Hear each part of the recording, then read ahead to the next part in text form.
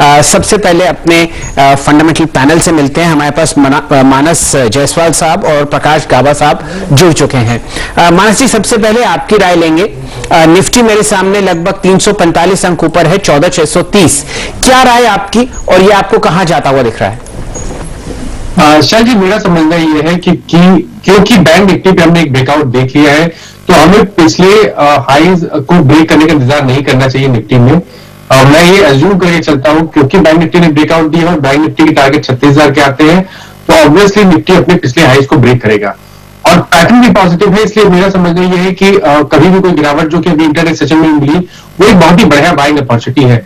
Lower levels पे stop loss थोड़ा सा बड़ा आपको रखना है, क्योंकि मार्केट वोलेटाइल है, इसलिए 14,300 के आपके नीचे आपको स्टॉप लॉस रखना है, और ऊपर की तरफ 15,100 के टारगेट सेट करके चल रहे हैं, जो मैं उम्मीद करता हूं आने वाले 2 हफ्ते में निफ्टी दिखा सकता है। ओके, तो ये है मानस की राय एग्जैक्टली। और आप देखें सेटअप को लेकर मानस, आखिरी के 1.5 घंटे में वो स्टॉक जिसको आप चेस करना चाहे, प्लीज बताइए स्टॉप लॉस टारगेट्स आपके। देखिए, वो स्टॉक है अदानी इंटरप्राइजेस का। अदानी इंटरप्राइजेस का ट्रेंड पॉजिटिव है, हाई टॉप्स हाई बॉटम बन रहे हैं, और हर करेक्शन पे लगातार स्टॉक 20 मूविंग एवरेज पे सपोर्ट ले रहा है। आज एक फ्रेश ब्रेकआउट अदानी इंटरप्राइजेस में देखने को मिला है, तो यहां से कम 30 से 35 रुपए का आपको देखने को मिलेगा। टारगेट 595 के होंगे। खरीदारी करिए करंट लेवल्स पे और स्टॉप लॉस लगाइए 544 रुपए का। मानस जायसवाल साहब से कोशिश ये की जा रही है कि यहां पर आप मोमेंटम चेज करते हुए दिखें। लक्ष्य लगभग 600 के आसपास अदानी एंटरप्राइजेस का। फिलहाल स्क्रीन पर आपको कुछ डेटा हुआ आता हुआ दिखेगा। नोसेल की नतीजे हमारे सामने है। मुनाफा बढ़कर 22 करोड़ हुआ है, उससे पहले 20 करोड़ था, और स्टॉक आपको फिलहाल ट्रेड करता हुआ दिखेगा 148.50 के आसपास। यहां पर लगभग 1% का मूवमेंट स्क्रीन पर आता हुआ दिख रहा है। आय यानी कि टॉप लाइन लगभग 274 करोड़ है, और इससे पहले का आंकड़ा था लगभग 194 करोड़। तो आप यूं समझिए कि लगभग 80 करोड़ आपको आय बढ़ती हुई दिख रही है, यानी कि 50% का मूवमेंट ऊपरी सतह की तरफ टॉप लाइन में आता हुआ दिख रहा है। चलिए, लिस्ट बहुत लंबी है आज हमारे गेस्ट की। थोड़ी देर में ए बाला सुब्रमण्यम साहब हमारे साथ जुड़ेंगे। बहुत ही जाने माने फंड मैनेजर हैं, और कई दशक से वो बाजार को देख रहे हैं, और लगभग पिछले 15-17 साल से आदित्य बिरला सन लाइफ एएमसी में आप कार्यरत हैं। थोड़ी देर में वो जुड़ते हैं, लेकिन सबसे पहले जुड़ेंगे अभिषेक जी से। अभिषेक जी, आपका स्वागत है। बताइए, ये जो रैली देख रहे हैं आप बाजार में, इस पर आपकी क्या राय है, और कोई अच्छा टॉप कन्विक्शन ट्रेड शेयर कीजिए। आज जरा संक्षिप्त में आपसे रिक्वेस्ट करेंगे, बहुत लंबी गेस्ट लिस्ट है। जी, so first of all market की जो रैली अगर हम देखें, जैसे कुछ दिन पहले भी जब आया था चैनल पे, तो मैंने ये रिकमेंड किया था कि मार्केट में रैली बनी रहेगी, बिकॉज लिक्विडिटी बहुत ज्यादा है, और बजट भी जो है वो हमने देखा है कि जो लोगों को भाया है, तो ये मार्केट की रैली आगे भी कंटिन्यू हो सकती है। टाटा मोटर्स जो एक पिक है, जो अगर आप देखें प्रीवियस रिकमेंडेशन में करते आ रहा हूँ, राइट फ्रॉम 145 रुपीज से, एंड हर लेवल पे मैंने रिकमेंड किया। ये बहुत ही अंडर वैल्यू स्टॉक है, एंड मेरा जो अभी शॉर्ट टर्म टारगेट होगा वो अभी फिलहाल 325 का होगा, जो मुझे लग रहा है कि यहाँ पे अभी लॉन्ग कॉल ही होना ही चाहिए, बिकॉज अभी भी वैल्यूएशन में काफी यहाँ से अपसाइड दिख रहा है। कि बहुत ही बढ़िया आपने स्टॉक चुना है, और इसको तो हम जाहिर तौर पर डिस्कस करते।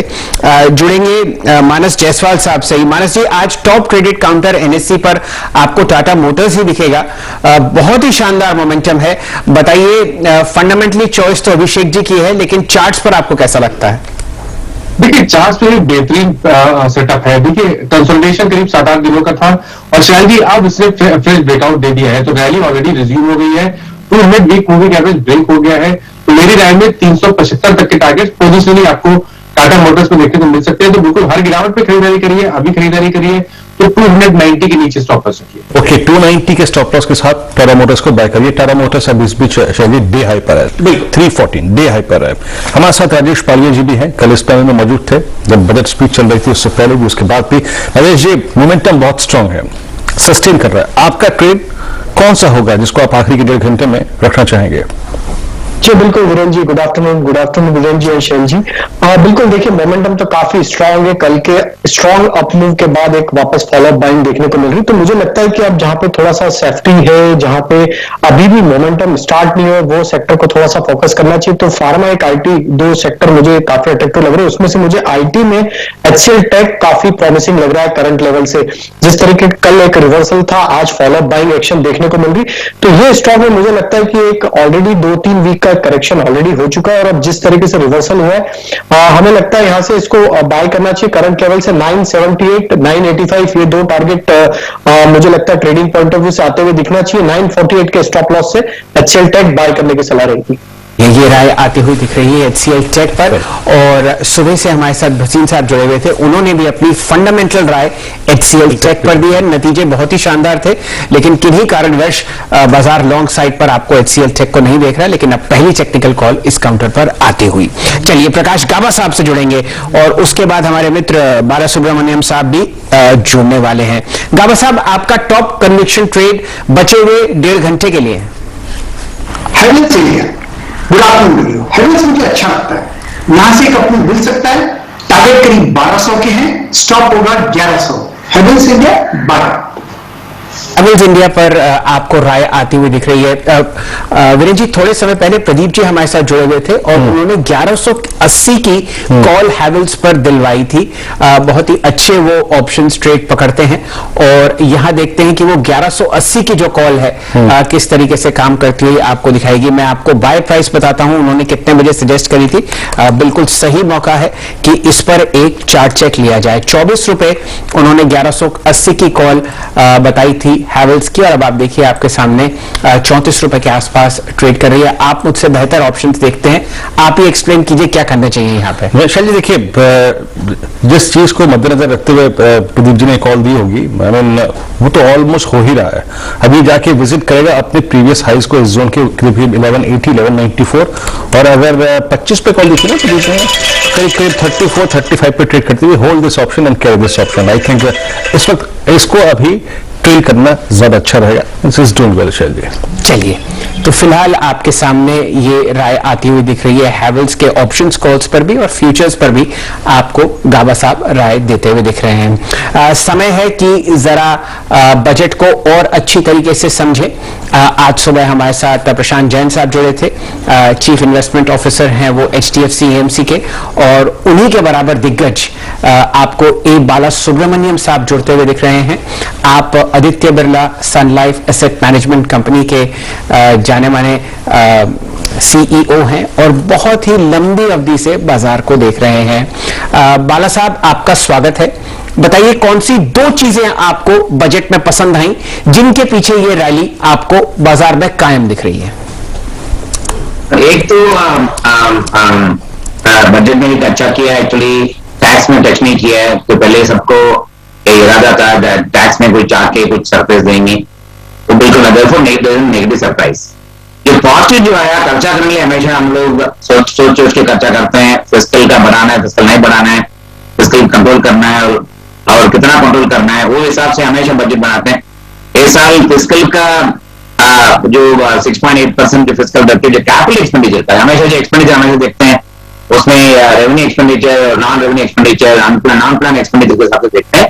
ये सब जो एक्सपेंडिचर जो बनाया एक्चुअली 5 लाख करोड़ तक जो कैपिटल इन्वेस्टमेंट करने के लिए जो बनाया, कैपिटल एक्सपेंडिचर के लिए जो एलोकेट किया है, उसका एकदम बढ़िया अनाउंसमेंट है। मेरे हिसाब से अभी तक कोई भी बजट में इतना बड़ा अमाउंट आपके इधर रखा नहीं था। इसके लिए मेरे हिसाब से जो मार्केट में जो रैली आया, उसमें उम्मीद आगे इतना बड़ा अगर स्पेंडिंग करें कैपिटल इन्वेस्टमेंट में, उसके हिसाब से कोई मनी सेक्टर्स का बेनिफिट हो सकता है, कंट्री का GDP बढ़ सकता है। ये मेरे हिसाब से ये दोनों अच्छा लगा बजट में, क्लीन बजट। और तीसरा एक अच्छा लगा, हम लोग हर साल हम लोग बजट बनाते हैं कंपनी के लिए, हमेशा 3 साल बनाते हैं, 5 साल बनाते हैं। ये बार जो बजट में नेक्स्ट 5 साल के लिए हर एक्सपेंडिचर को डिवाइड करके जिस हिसाब से जो एलोकेट किया है, चलो हेल्थ से लेके, रोड से लेके, पावर सेक्टर से लेके, जिस हिसाब से एलोकेट किया नेक्स्ट 5 साल के लिए जो रोड मैप दिया है, वो भी मेरे हिसाब से बहुत बढ़िया एक्चुअली बजट में अनाउंसमेंट हुआ। हम ये एक और चीज आपसे पूछना चाहूंगा, वो ये है कि प्रिफर्ड स्पेस है, मैंने बहुत सारे पहलुओं पे हम बात कर सकते हैं। हेल्थ पे काफी खर्चा हुआ है, इंफ्रास्ट्रक्चर के लिए काफी पैसा दिया गया है, बैंकिंग के लिए अगर आप देखें काफी चीजें की गई। आपको preferred space post this speech छोड़ते हैं कुछ देर के लिए वैल्यूएशन पैरामीटर्स को, लेकिन प्रिफर्ड स्पेस क्या अच्छा लग रहा है आपको, जिसमें वाकई इन घोषणाओं के बाद अर्निंग्स को एक ट्रिगर मिलेगा, अर्निंग ग्रोथ अच्छी दिखाई देगी आपको? प्रेफर्ड स्पेस आप देखते हैं हमेशा मार्केट में दो तरफ से चलता मार्केट, जो ग्लोबल के हिसाब से जो कंपनी चलाते हैं हाई ग्रोथ आ रहे हैं, डोमेस्टिक में आप कुछ भी होने से ग्लोबल का ग्रोथ की वजह से कंपनी का ग्रोथ पैदा होते हैं, तो हाई ग्रोथ कंपनीज हमेशा जो मार्केट में आइडेंटिफाई करते रहते हैं।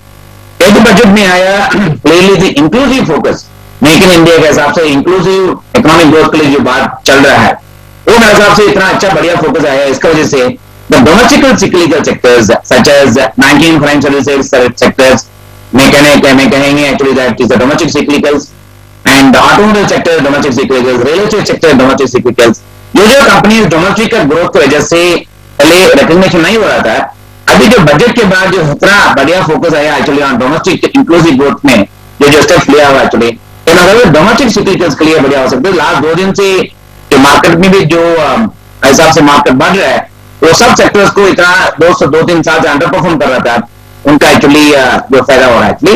लास्ट आपको जो डाइवर्समेंट, पीएसयू डाइवर्समेंट का जो गवर्नमेंट ने अनाउंस किया है, 1-2 बैंक को डाइवर्स करेंगे और मोर आईपीओ मोर कंपनीज को जो मोनेटाइज करेंगे एक्चुअली फाइनेंसिंग करने के लिए, इसमें 2-3 सेक्टर्स और पब्लिक सेक्टर में भी थोड़ा अनलॉकिंग का वैल्यू हो सकता है। जी बाला साहब, आप अगर बाजार के सेंटिमेंट पर कोई अपनी राय व्यक्त करना चाहें, कंपनी का मैं नाम लूंगा नहीं, लेकिन आज बहुत ही एक बुलिश लिस्टिंग हमने बाजार में देखी है, क्या आपको ऐसा लग रहा है बाजार वैल्यूएशन से आगे भाग गया है? क्या कुछ ऐसे सेक्टर्स हैं, कुछ ऐसे प्राइसेस हैं, कुछ ऐसे स्टॉक्स हैं जहां पर फ्रॉथ है? और अगर ऐसा है तो रिटेल निवेशक को या ट्रेडर्स को किस बात का ध्यान रखना पड़ेगा, किससे बचकर रहे हैं? आपको मार्केट में 2 तरह से देखना पड़ेगा। बड़ा कंपनीज है, वैल्यूएशन ऑफकोर्स बढ़ी है, वैल्यूएशन एक्सेप्टेबल लेवल से ज्यादा हो गया है, बट फंडामेंटली मैनेजमेंट अच्छा है, बिजनेस अच्छा है, वो 2 साल से अब बिजनेस चला रहे हैं, वो सब कंपनी में वैल्यूएशन आपको चिंता करने की जरूरत नहीं, क्योंकि ऊपर नीचे चलते जाएंगे। ये छोटे कंपनीज किधर ये मार्केट में ये सब साथ में चल जाते हैं। मेरे हिसाब से ये साल जो अभी लास्ट 2-3 साल से देख रहा हूं, जो एक महीने में देख रहा हूं, अपना देश में, अपना स्टॉक मार्केट में हिसाब से यूएस मार्केट में जो ओपन नीचे अभी हो रहा था बीच में, मेरे हिसाब से उतना डरने का सवाल नहीं है। फिर भी कोई भी कंपनी में लेते हैं, छोटा कंपनीज किधर आपको कोई भी बैलेंस शीट का जाता पता है नहीं है। सच कंपनी अगर लेके उसमें पैसा भी बने ही है, पैसा बन सकता है, बट अभी उसमें फंसने के भी चांसेस बहुत है एक्चुअली। इसके लिए आपको कल एक ध्यान में रखना पड़ेगा, ब्रॉड मार्केट जो हिसाब से हम लोग म्यूचुअल फंड चला रहे हैं, investment for 200-300 companies make investment, ये जो गवर्नेंस के हिसाब से करते हैं, ईएसजी के हिसाब से करते हैं, जो कंपनी जो लॉन्गर टर्म हिसाब से कंपनी चलाते हैं, वो बेसिस में इन्वेस्ट करना है। therefore आपको ज्यादा स्टॉक ढूंढने की जरूरत नहीं है, और फंड्स में भी हम लोग इतना स्टॉक्स में इन्वेस्ट नहीं करते हैं, सेलेक्टेड स्टॉक्स में इन्वेस्ट करते हैं। मेरे हिसाब से वो प्रिंसिपल रखिएगा तो बस हो गया एक्चुअली इन्वेस्टर्स का निवेश करने के लिए।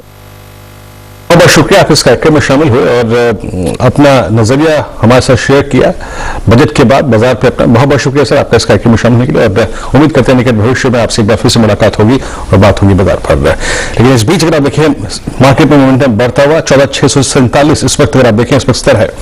फटाफट 1-2 कॉल्स लेते हैं। 2 stocks, Kotak Mahindra bank at day high, और कोटक में इसलिए ले रहा हूं, याद रखिएगा ये अभी चला नहीं है, अभी भी ये स्टॉक अपने 20 डे पे ट्रेड कर रहा है, अभी भी माना इस पे कोई ट्रेड, और साथ ही साथ एसबीआई इस पर मोमेंटम जनरेट करता हुआ डे हाई पर 335 सेफ फ्यूचर्स, दोनों ट्रेड्स पे आपकी राय है? देखिए कोटक बैंक में तो कोई डरने की जरूरत नहीं है, और सबसे इंपॉर्टेंट ये है कि आज 20-50 मूविंग एवरेज फिर से रिगेन हो गया है, उसके ऊपर स्टॉक निकल गया है, तो ये रैली कंटिन्यू रहनी चाहिए। मेरे हिसाब से करीब 1975 या 2000 तक के लेवल्स आपको कोटक बैंक में देखने को मिल सकते हैं, तो बिल्कुल बने रहिए, स्टॉप लॉस रिवाइज करके ऊपर की तरफ अब 1820 कर लीजिए। स्टेट बैंक ऑफ इंडिया की जहां तक बात है, यहाँ पर भी रैली मैं तो समझता हूँ कंटिन्यू रहनी चाहिए। मेरा एक टेक्निकल टारगेट था 339 का, तो 6-7 रुपए का मूव यहां से भी देखने को मिल सकता है, लेकिन उसके ऊपर सस्टेन करेगा तो नेक्स्ट टारगेट 365 रुपए का आता है, तो बने रहे। और स्ट्रेटेजी यहाँ पर भी वही रहेगी, टाइम टू टाइम अपने स्टॉप लॉस ऊपर की तरफ रिवाइज करें, और अब स्टॉप लॉस रिवाइज करके 322 रुपए के नीचे रखें। चलिए, ये राय आपको आती हुई दिख रही है एसबीआई फ्यूचर्स पर। बहुत ही शानदार मोमेंटम हम लोग देख रहे हैं वीरेंद्र जी एसबीआई पर। अगर आप यहां पर वॉल्यूम देखें तो वो देखते ही बनते हैं। यही हाल टाटा मोटर्स में है और यही स्थिति आपको दिखेगी फिलहाल एसबीआई में। लगभग 3000 करोड़ की आप ट्रेडिंग यहां पर ऑलरेडी देख चुके हैं एनएससी पर, और लगभग 9 करोड़ 38 लाख शेयर, जो कि कल की वॉल्यूम से ज्यादा है, वो आपको फिलहाल ट्रेड होते हुए दिख रहे हैं। लेकिन ब्रेकआउट्स कहां हैं वो मैं आपको स्क्रीन पर जरा दिखाना चाहता हूं। डायरेक्टर साहब जरा चेक करते हैं रेमंड का चार्ट। यहां पर आपको बहुत बढ़िया मूवमेंट आता हुआ दिख रहा है। स्टॉक मेरे सामने ट्रेड कर रहा है फिलहाल 341.40। और वीरेंद्र जी बढ़िया बात यह है कि ये आज इसका पहले दिन का चाल है। तो ऐसा करते हैं, सबसे पहले बात करते हैं गाबा साहब से। प्रकाश जी, इस स्टॉक पर आप अपनी राय दें। यहां पर आज पहले दिन आपको मूवमेंट आता हुआ दिख रहा है, प्राइस है 341.50। इनफैक्ट यहां से मूव शुरू हुआ है, बहुत ही बढ़िया बेस बना है रेमंड में करीब 325 के आसपास। इसका हाई टाइम फ्रेम चार्ट देखें तो लगता है यही तो खरीदना चाहिए, फिर कहां खरीदे? टाइट स्टॉप लॉस चाहिए तो 335 का लगाइए। अपसाइड कहां तक जाता है? 355 से 360। थोड़ा वर्क कीजिए, वहां तक जरूर जाएगा, मुनाफा देगा ये स्टॉक रेमंड। जी, इसमें वीरेंद्र जी आप समझिए कि एक वो क्वाजी रियल्टी प्ले भी है, क्योंकि आज रियल्टी स्टॉक्स आपको बहुत जबरदस्त तरीके से दौड़ते हुए दिखेंगे। हम लोगों ने सुबह चर्चा करी कोल्टे पाटिल की, सुबह चर्चा करी डीएलएफ की, सुबह चर्चा करी आईबीएल रियल एस्टेट की। तो वो जो गोदरेज प्रॉपर्टीज की बात हुई, डीएलएफ की बात हुई, तो ये ऐसा स्टॉक है जहां पर आपको पहले दिन मूवमेंट आता हुआ दिख रहा है और वॉल्यूम अब आपका साथ देती हुई दिखेगी। मेरे सामने जो फिलहाल आज का वॉल्यूम है वो है लगभग 9 लाख शेयर, और आप यहां पर ऑन एवरेज अगर 5 दिन का वॉल्यूम देखें तो वो 6 लाख शेयर होता है। इस स्टॉक पर हम दिन भर नजर रखेंगे और आपके सामने अल्काइल अमीन के नतीजे। मुनाफा अगर आप देखें 77 करोड़ से बढ़ के 84 करोड़ रुपए, तो बॉटम लाइन में अगर आप देखें तो यहाँ पे एक जंप है। आय करीब 256 करोड़ से बढ़ के 323 करोड़ रुपए, यानी बॉटम लाइन और टॉप लाइन में अगर आप देखें दोनों में ही अच्छा एक इजाफा है। मीनवाइल बलरामपुर चीनी के नंबर्स भी आए हैं। अल्काइन अमाइन पे अगर आप देखें तो एक मैं टेक चेक ले लेता हूं, क्योंकि इन नंबर्स के सपोर्ट में मीनवाइल बलरामपुर चीनी के नंबर्स देख लीजिए। मुनाफा करीब 72 करोड़ से घटकर 26 करोड़ रुपए, तो यहाँ पे बॉटम लाइन में एक श्रिंक है। और साथ ही साथ इस वक्त आई थिंक एक ट्रेड ढूंढ लेते हैं अल्काइन अमाइन पे। महाराज क्या कहते हैं, मैंने पिछले समझ लीजिए कि 5 जनवरी से लेकर जनवरी फरवरी का ये लगभग 1.5 महीने का वक्त इसने इसी रेंज में निकाला है, ऊपर की तरफ अब ट्रेड करता हुआ करीब डे हाई के जोन में। कैसे अप्रोच करेंगे आप इस स्टॉक को? देखिए, बड़े मूव के बाद कंसोलिडेशन हमेशा बेनिफिशियल रहता है स्टॉक के मूव के लिए। तो अब मैं समझता हूं कि जो स्टॉक है तैयार हो गया है नेक्स्ट अप्रूव के लिए। खरीदारी करनी है तो अभी करनी है। 4675 का स्टॉप लॉस रखें और ऊपर की तरफ जो पहला टारगेट आता है वो 5550 का आता है। बीच आप एक चीज देखिए, डॉक्टर लाल पैथलैब इन डेरिवेटिव्स पहली बार ये स्टॉक अपने सारे एवरेजेस के ऊपर आके ट्रेड करता है। एक बार इस पर टेक्चर खेलता है शैल जी, क्योंकि एक ब्रेकआउट स्क्रीन पे विजिबल है। प्रकाश सर, कैसे अप्रोच करेंगे आप इस ट्रेड को? इस वक्त के 4-5 जो अच्छे ट्रेड्स थे उसमें हमने सब पे बात करी, कोटेक पे, एसबीआई पे, एल्काइन एमाइंस पे नंबर से बात करी। इस बीच डॉक्टर लाल पैथलैब भी अपने सारे एवरेज को काट के ऊपर निकलता हुआ 2412। सर आपकी राय क्या होगी? 2300 का बहुत ही स्ट्रॉन्ग सपोर्ट जो है हायर टाइम फ्रेम बेसिस पर डॉक्टर लाल पैथलैब का जो सपोर्ट है 2200 के करीब है। स्ट्रक्चर पॉजिटिव है और भी डिप्स खरीदी गई है। मुझे लगता है 2500 का एक लॉजिकल टारगेट है और वहां तक जाना चाहिए। एक तो भी मिल सकता है उसके लिए, लेकिन मुनाफा तो देगा। 23 का होगा, एक स्टॉक लगाइए 2350, एक बिग स्टॉक नहीं चाहिए। 2350 एक रीजनेबल स्टॉक है और 150 रुपया मिले तो मेरे ख्याल से 100-150 रुपया मिल जाए 50 रुपए के स्टॉक में, तो बढ़िया रिस्क रेशियो बनता है डॉक्टर लाल पैथलैब्स। चलिए, ये राय आपको आती हुई दिख रही है एक बहुत ही जानी मानी लैब रेंज पर। और फिलहाल एक जो ब्रेकआउट मेरे सामने हो रहा है प्रदीप जी, वो एक हाई बीटा काउंटर है पिरामल एंटरप्राइजेस। देखिए 1501 का प्राइस है और जितने भी इसके छोटे मूविंग एवरेजेस हैं वो सब ध्वस्त हो गए। तो एक तो प्लस पॉइंट ये है। और इसके बाद जुड़ेंगे हम राजेश पालिया साहब से। उन्होंने अक्सर इस पे एक बहुत शानदार लॉन्ग कॉल दिया है।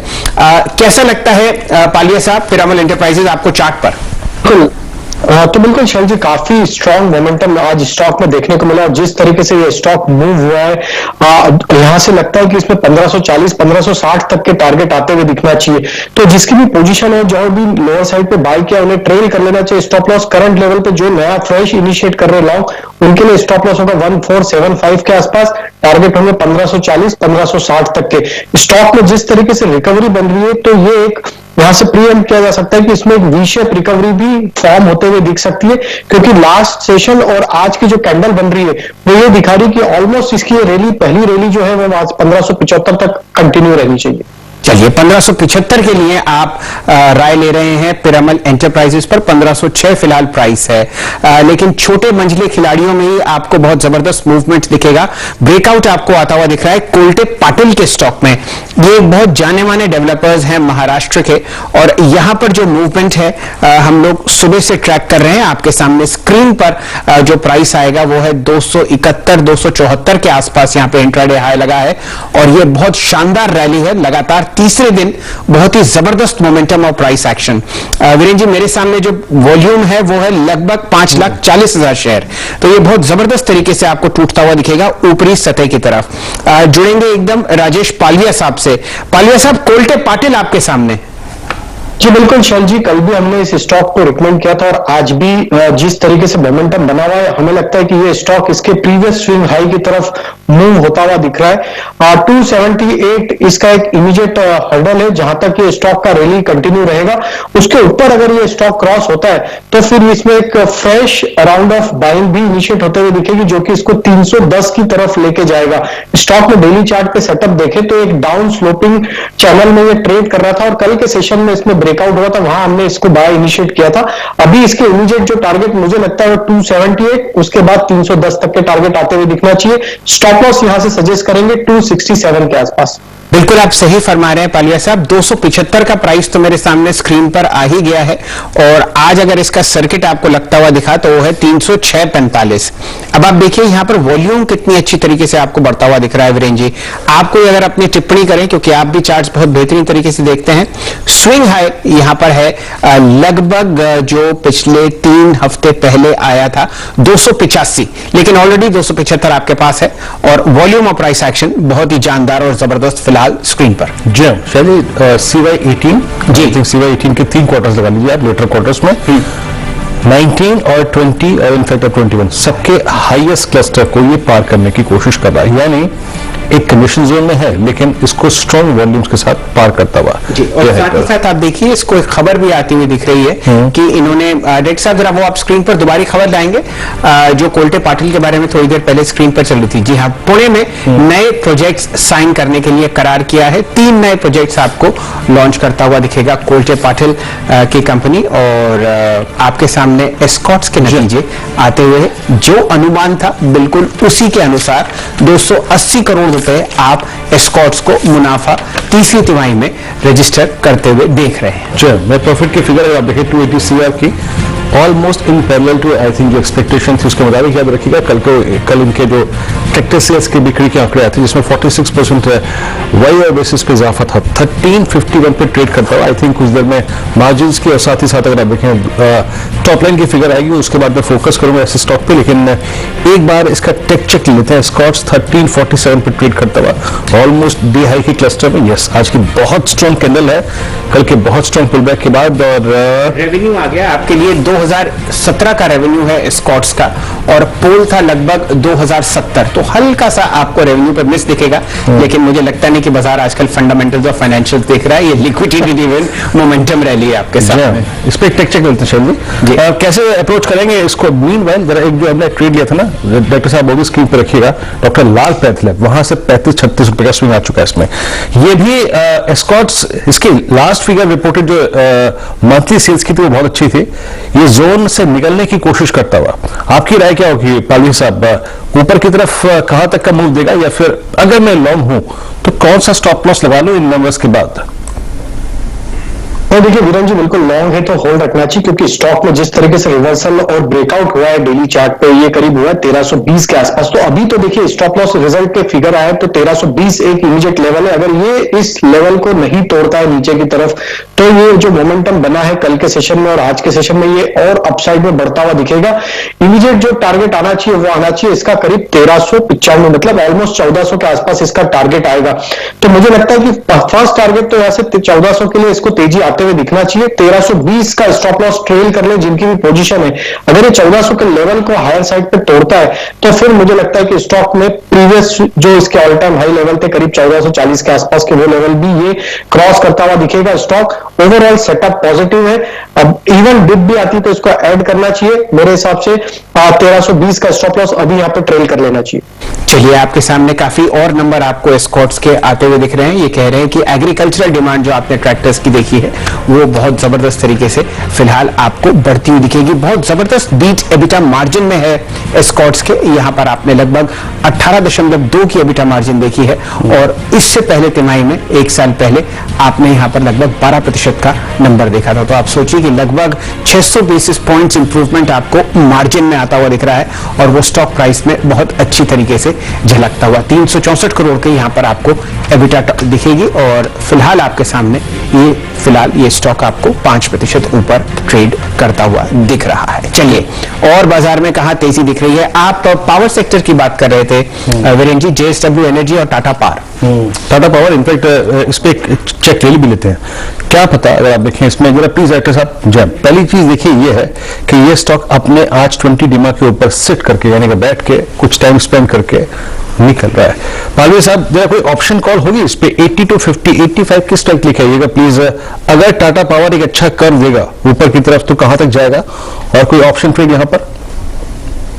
बिल्कुल वीरेंद्र जी, काफी इंटरेस्टिंग चार्ट पैटर्न और स्टॉक में जिस तरीके से रिकवरी हुई है मुझे लगता है कि बिल्कुल इसमें 85 की कॉल ऑप्शन बाय करना चाहिए एट द मनी की। जिस तरीके से स्टॉक में रिवर्सल हुआ है और जो एक रिकवरी देखने को मिली पिछले दिनों में स्टॉक में, तो ये दर्शाता है कि स्टॉक अब यहाँ से 88 और 90 के जोन की तरफ मूव करता हुआ दिखेगा। तो ये 4 रुपए 25 पैसे 30 पैसे के आसपास ट्रेड करिए। 85 की कॉल ऑप्शन ये बाय करे, 3.5 रुपए का स्टॉप लॉस रख ले। टारगेट इस ऑप्शन पे लगता है मुझे आना चाहिए 6.5 से 7 रुपए के। टाटा पावर इटसेल्फ का मुझे टारगेट लग रहा है 88 से 90 रुपीज तक आते हुए दिखना चाहिए। करंट लेवल से 81 का स्टॉप लॉस रखे टाटा पावर को लॉन्ग करने के लिए। ये राय आपको आती हुई दिख रही है एस्कॉर्ट्स पर और टाटा पावर पर। बिल्कुल सही मौका है। गाबा साहब से जोड़ते हैं। गाबा साहब, JSW एनर्जी पर आपकी क्या राय है? ये स्टॉक भी आपको चहकता हुआ दिखेगा फिलहाल स्क्रीन पर। बिल्कुल, JSW एनर्जी के जो चार्ट के हिसाब से देखा जाए तो एक फ्रेश बाय सिग्नल अभी जनरेट हुआ है। इसका जो हायर HDFC के नतीजे आते हुए दिख रहे हैं। 2925 करोड़ आपको टॉप लाइन दिखेगा, माफ कीजिएगा नेट प्रॉफिट दिखेगा और जो पोल था वो था लगभग 2660। तो आप देखिए बहुत जबरदस्त आउट परफॉर्मेंस आपको नेट प्रॉफिट में तीसरी तिमाही में HDFC से आता हुआ दिखेगा। डायरेक्टर साहब चार्ट लाइए इंट्राडे। स्टॉक आपको 5.7% ऊपर ट्रेड करता हुआ दिख रहा है। 2926 करोड़ मुनाफा आपको HDFC पर तीसरी तिमाही में आता हुआ। आपकी राय मानस जायसवाल साहब स्टॉक पर, तब तक हम और आंकड़े जमा करते हैं। देखिए, स्टॉक का ट्रेंड तो बिल्कुल पॉजिटिव है और अब केवल इंतजार है पिछले हाइज जो कि मेरे ख्याल से 2775 के थे उसको ब्रेक होने का। अंडरटोन बुलिश है, इसलिए खरीदारी की राय रहेगी 2600 रुपए के स्टॉप लॉस रखें और 2925 2935 के टारगेट सेट करें।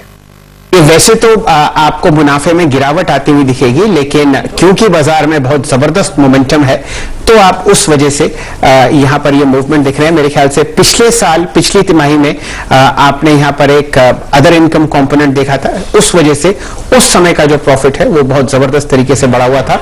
लगभग 8372 करोड़ रुपए पिछली तिमाही में ये मुनाफा था और अब आपके सामने 2926 करोड़ स्क्रीन पर आता हुआ दिख रहा है। कोई ऐसी चिंता की विषय नहीं है। जो गृह का जो स्टेक सेल हुआ था ना, मुझे लगता है प्रोसीड्स थी वो इसमें इंक्लूडेड थे अदर इनकम में। अगर आप वैसे फिगर को देखें तो फिगर सेटिस्फाइड। जी हाँ, बिल्कुल आउट परफॉर्मेंस है क्योंकि जो अनुमानित नतीजे थे वो आपको दिख रहे हैं लगभग 2600 करोड़ के आसपास और जो नतीजा आया है तीसरी तिमाही का वो है लगभग 2926 करोड़। तो ये मुनाफा जो घटा है ये लाइक फॉर लाइक कंपैरिजन नहीं है। NIMs की फिगर एग्जैक्टली आप देखें बहुत इंटरेस्टिंग होगी शायद कि NIMs कैसे आप देखें इन्होंने पोस्ट किया, क्योंकि इस वक्त जो हाउसिंग फाइनेंस रेट चल रहा है अप्रोक्सीमेटली 6.9 to 7.25 और 7.5 की रेंज में। एनआईएम्स देखेंगे एग्जैक्टली। चलिए एनआईएम्स का इंतजार है, लेकिन फिलहाल स्क्रीन पर बहुत बढ़िया आपको मूवमेंट आता हुआ दिख रहा है। इसमें जो पिछली तिमाही का आपने जो नतीजा देखा, जब 8300 करोड़ मुनाफा था, वहां पर जो गृह फाइनेंस की सेल की गई थी बंधन बैंक को, वो आप उसमें इनकॉर्पोरेटेड होते हुए देख रहे हैं। टैक्स एक्सपेंस है लगभग 826 करोड़ और उससे पहले 770 करोड़ था। ये ईयर ऑन ईयर कंपैरिजन आपके सामने एचडीएफसी का आता हुआ। तो फिलहाल नतीजे आपको बाजार में डिस्काउंट होते हुए दे रहे हैं और आय आपको फिलहाल घटकर दिख रही है लगभग 11,707 करोड़। ये नतीजे आपके सामने फिलहाल स्क्रीन पर एचडीएफसी के आते हुए। किसी डिसअपॉइंटमेंट से बचने के लिए एक काम करते हैं, एक स्टॉप लॉस मिलता है शायद लॉन्ग ट्रेड पे, क्योंकि कल से स्टॉक काफी चल भी चुका है। राजेश पालवे जी, अगर स्विंग ट्रेड के पर्सपेक्टिव से एक एसएल लगाना हो तो क्या होना चाहिए, और आपकी राय कौन सा जोन एसएल के लिए बहुत अच्छा जोन है, पोजिशनली भी और डे ट्रेड के पर्सपेक्टिव से भी? बिल्कुल वीरेंद्र जी, देखिए कल से ही हम इसको कवर कर रहे हैं। 2500 के कॉल का जिक्र कल हमने बजट सेशन के दौरान किया था। स्टॉक ने काफी अच्छी रैली दी है, ऑलमोस्ट इसके प्रीवियस स्विंग हाई के पास तक का आज हाई ऑलरेडी बन चुका है 2762, और इसके प्रीवियस स्विंग हाई थे करीब 2777 के आसपास। तो मेरे हिसाब से थोड़ा सा एक रिएक्शन रिजल्ट का जो आने को देखने को मिल रहा है, उसमें लोअर साइड पे जो एक इंपॉर्टेंट सपोर्ट अभी जो मुझे लग रहा है कि रैली के बाद जो अभी सपोर्ट लग रहा है वो आना चाहिए करीब यहाँ पे 2650 के आसपास। ये काफी इंपॉर्टेंट सपोर्ट एरिया रहेगा। तो अगर ये स्टॉक में थोड़ा भी वॉलेटिलिटी के चलते उस लेवल के आसपास आता है तो वो एक स्टॉप लॉस लगाया जा सकता है। इवन ओवरऑल सेटअप पॉजिटिव है, तो 2650 का लेवल नहीं भी टूटता है तो वापस इसको बाय भी करना चाहिए। वहां पे 2640-50 के आसपास स्टॉप लॉस को ट्रेल कर ले और इस पोजीशन को अभी भी होल्ड करना चाहिए। स्टॉक का सेटअप काफी पॉजिटिव है। एक बार ये वापस 2720-2740 का रेंज क्रॉस करेगा तो इसमें पोटेंशियल है वापस ये ऑल टाइम हाई को क्रॉस करता हुआ दिखेगा। डिक्सन टेक्नोलॉजीज के भी आपको नतीजे आते हुए दिख रहे हैं और स्टॉक स्प्लिट का भी आपने जो अनाउंसमेंट देखना था वो आया है 5:1, यानी कि अब आपको ये प्राइस लगभग 3000 रुपए के रेंज में आता हुआ दिखेगा। अफोर्डेबल करने की राय ये कंपनी दे रही है अपने शेयर होल्डर्स को और शायद वहां पर आपको डिमांड बढ़ती हुई दिखे, लेकिन नतीजे जो हैं वो आपको फिलहाल स्क्रीन पर आते हुए दिखेंगे। कोई खास अर्निंग्स बीट नहीं है, वो नतीजे आपके सामने फिलहाल स्क्रीन पर आएंगे। मेरे ख्याल से 22 करोड़ रुपए यहां पर आपने टॉप लाइन आती हुई देखी थी और फिलहाल स्क्रीन पर प्राइस एक्शन पढ़ लेते हैं और जुड़ेंगे मानस जायसवाल साहब से। 510 रुपए ऊपर 15,700, क्या राय मानस जायसवाल साहब? देखिए शायद जी, बहुत ही बढ़िया प्रदर्शन ऑलरेडी स्टॉक दिखा चुका है, तो अब यहाँ से कोई बहुत बड़ा टारगेट तो नहीं बोलूंगा, लेकिन क्योंकि ट्रेंड पॉजिटिव है, मैं समझता हूँ कि आपके पास पोजीशन है तो बिल्कुल बने रहे। स्टॉप लॉस ऊपर की तरफ रिवाइज करें, 15,100 इसके आसपास रखें। अब इम्पॉर्टेंट ये है कि अगर ये 15,900-950 के लेवल्स को क्रॉस करेगा तब यहाँ पर आपको कम से कम 500 से 600 रुपए का आपको मिलेगा। तो आप बने रहिए, लेकिन 15,100 का स्टिक स्टॉप लॉस जरूर लगाइए पोजीशन। 15,100 पे आपका स्टॉप लॉस रहेगा। अभी आशीष ने बड़ा इंटरेस्टिंग फैक्ट बताया, 3,000 रुपए का भाव था लॉकडाउन से पहले, बढ़ के अब स्प्लिट होने के बाद फिर 3,000 रुपए। अच्छा, इस बीच अगर आप देखें एचडीएफसी के एनआईएम्स के नंबर्स आए हैं 3.4 वर्सेस 3.3, तो यहाँ पे अगर आप देखें flat slightly the positive by 3.4 की फिगर रही है, तो आई थिंक ये सेटिस्फैक्टरी फिगर है। मीनवाइल एचडीएफसी जो हमने स्टॉप लॉस लिया था वो ठीक ठाक था और वहां से अब स्टॉक एनआईएम्स की फिगर आने के बाद अब रिकवर होता हुआ एक लो लगाया था, डिप लगाया था करीब 2710 का, लेकिन उसके बाद 2730 पे ट्रेड करता हुआ। मीनवाइल डिक्सन में एक डिप आया है 1549। चलिए ये राय आपको डिक्सन पर आती हुई दिख रही है। वो इसलिए है क्योंकि आप जो टॉप लाइन देख रहे हैं वो आपको फिलहाल कम होती हुई दिख रही है। मेरे ख्याल से 2300 करोड़ रुपए की जो टॉप लाइन थी वो 990 करोड़ है।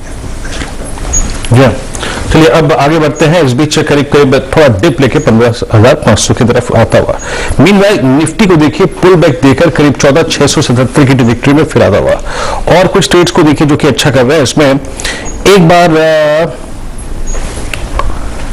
एक बार अब डिक्सन पे डिप आ रहा है 15,462 के जोन में है। खैर अब टाटा मोटर्स पे एक टेक चेक और लेते हैं, क्योंकि टाटा मोटर्स डे हाई पर आ रहा है और साथ ही साथ ऑटो एंसिलरी और टायर स्पेस में काफी स्ट्रॉन्ग मूव है। एक बार मानस जरा अपोर टायर्स पे अपना टेक दीजिएगा। टाटा मोटर्स का वो ट्रेड ऑलमोस्ट डे हाई पर आ गया 316। कुछ देर पहले ही शुरुआत में अभिषेक ने कॉल दी थी इस पे, उनका प्रिफर्ड पिक था ये। एक बार अपोर टायर्स पे अपनी राय रखिएगा, कोई नजर आ रहा है आपको यहाँ पर? देखिए ट्रेड तो बिल्कुल नजर आ रहा है। मैं समझता हूँ कि करेक्शन ऑलमोस्ट कंप्लीट हो गया है। 200 रुपए के आसपास बॉटम बना था और अब स्टॉक तैयार है पिछले हाइस को टेस्ट करने के लिए। तो 245 के टारगेट सेट करें। अभी खरीदारी कर रहे हैं तो 214 के नीचे आपको स्टॉप लॉस सकते हैं और 245 के टारगेट सेट करते हैं। ओके अच्छा करता है। और आप देखिए इस वक्त टाटा मोटर्स भी और साथ ही साथ आपका अपोर टायर्स भी डे हाई पर ट्रेड करता हुआ। एक और ट्रेड दिखाई और गोदरेज प्रॉपर्टीज, यहां पर ये स्टॉक 1396 पे कल प्रायर टू बजट स्पीच हमने राजेश पालवे जी इसको पकड़ा था, मुझे याद है अप्रोक्सीमेटली 1290-1300 के जोन में, नहीं इनफैक्ट 1270 के जोन में 1397 डे हाई पर ये स्टॉक। और अभी शैलजी ने जितने भी रियल एस्टेट स्टॉक्स के बारे में बात करी सब में मूव आ रहा है। और गोदरेज प्रॉपर्टीज अब 1400। क्या रेस्ट लिया इसने 50 डेमा पे, फिर 10 डेमा और 20 डेमा को क्रॉस करता हुआ? आपकी राय क्या होगी राजेश पालवी जी इस स्टॉक पे? बिल्कुल लगे हाई बीटा स्टॉक है और अगर इसमें मूव आते हैं तो काफी बड़े मूव इसमें बनते हुए दिखते हैं। और स्टॉक में जिस तरीके से रिवर्सल कल देखने को मिला है, ऑलमोस्ट 3 वीक के करेक्टिव एक्शन के बाद स्टॉक ने जो रिवर्सल दिया है, ये दर्शा रहा है कि स्टॉक में 1445 और 1460 ये दो टारगेट आते हुए दिखना चाहिए, क्योंकि जो ये रिवर्सल हुआ है ये काफी स्ट्रांग है स्टॉक में। अब यहां से स्टॉप लॉस लगाना चाहिए करीब 1370 के आसपास। 1445 1460 टारगेट के लिए गोदरेज प्रॉपर्टी बिल्कुल बाय करना चाहिए। बिल्कुल बहुत जबरदस्त मोमेंटम आपको दिख रहा है पूरे सेक्टर में। डायरेक्टर साहब जरा रियल एस्टेट का आप इंडेक्स जो है वो दिखाइए, क्योंकि जो मूवमेंट आ रहा है वो आपको चौतरफा दिख रहा है। अभी आपके सामने स्क्रीन पर गोदरेज प्रॉपर्टीज चल रहा है 14,000 के पास। सुबह से डीएलएफ में बहुत शानदार तेजी है। वीरेंद्र जी आप ब्रिगेड एंटरप्राइजेस देखिए, आप शोभा डेवलपर्स देखिए, कोलटे पाटिल देखिए, ये पूरा सेक्टोरल मूव आपके सामने आज आता हुआ और बहुत ही जबरदस्त मोमेंटम और प्राइस के साथ आपको ये सारे स्टॉक्स हरे निशान में ट्रेड करते हुए दिख रहे हैं। वीरेंद्र जी तो रियल स्टेट में अगर आप देखें काफी स्ट्रॉन्ग मूव आ रहा है। मिनरल गोदरेज प्रॉपर्टीज पर ट्रेड लिया वो अच्छा करता हुआ। इन्फो एच पे शैलजी कुछ देर पहले आपने मेरे ख्याल से बात की थी डे हाई की ट्रैजेक्टरी में आके स्टॉक अब याद रखिएगा द लास्ट ड्यू एवरेज वो है इन्फो एच पे 20 डेमा, ये उसको ऑलमोस्ट किस करता हुआ। इस वक्त अगर आप देखिए मोमेंटम 2-3 स्टॉक्स में है और जो टाटा पावर हमने लिया था अब वो डे हाई पर आके ट्रेड करता हुआ 8350। तो एक बार टेक चेक इसी पे लेते हैं इसी स्टॉक पे और अभी डे हाई पे इन्फो एच पे क्या करेंगे आप पालवे साहब? अभी 4-5 स्टॉक्स में अगर आप देखें मूव आ रहा है, उसमें से एक ये भी शामिल है अब 20 डेमा को पार करता हुआ डे हाई पर। इसमें अब नेक्स्ट टारगेट क्या होगा और स्टॉप लॉस को कंट्रोल कर लें?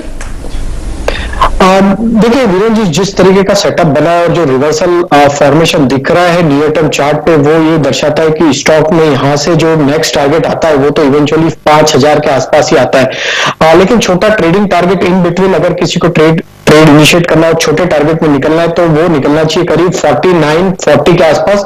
दूसरा टारगेट होगा 5000 के आसपास। करंट लेवल से स्टॉप लॉस जो प्लेस करना है ट्रेड इनिशिएट करने के लिए वो होगा 4840 के आसपास। स्टॉक में काफी स्ट्रॉन्ग बाइंग एक्शन देखने को मिल रहा है और जिस तरीके का सेटअप है हमें लगता है कि ये 1 से 2 ट्रेडिंग सेशन में 5000 के लेवल को क्रॉस करते हुए दिखेगा।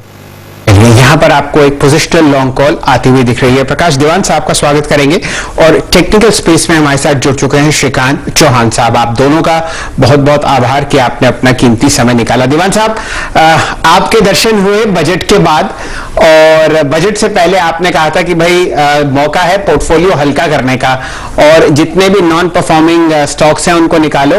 रैली आ रही है, रैली देखते ही बनती है। मेरे सामने 14,680 का प्राइस है, बाजार आपको सलाम कर रहा है 400 अंक ऊपर। बताइए क्या रणनीति, क्या करना चाहिए?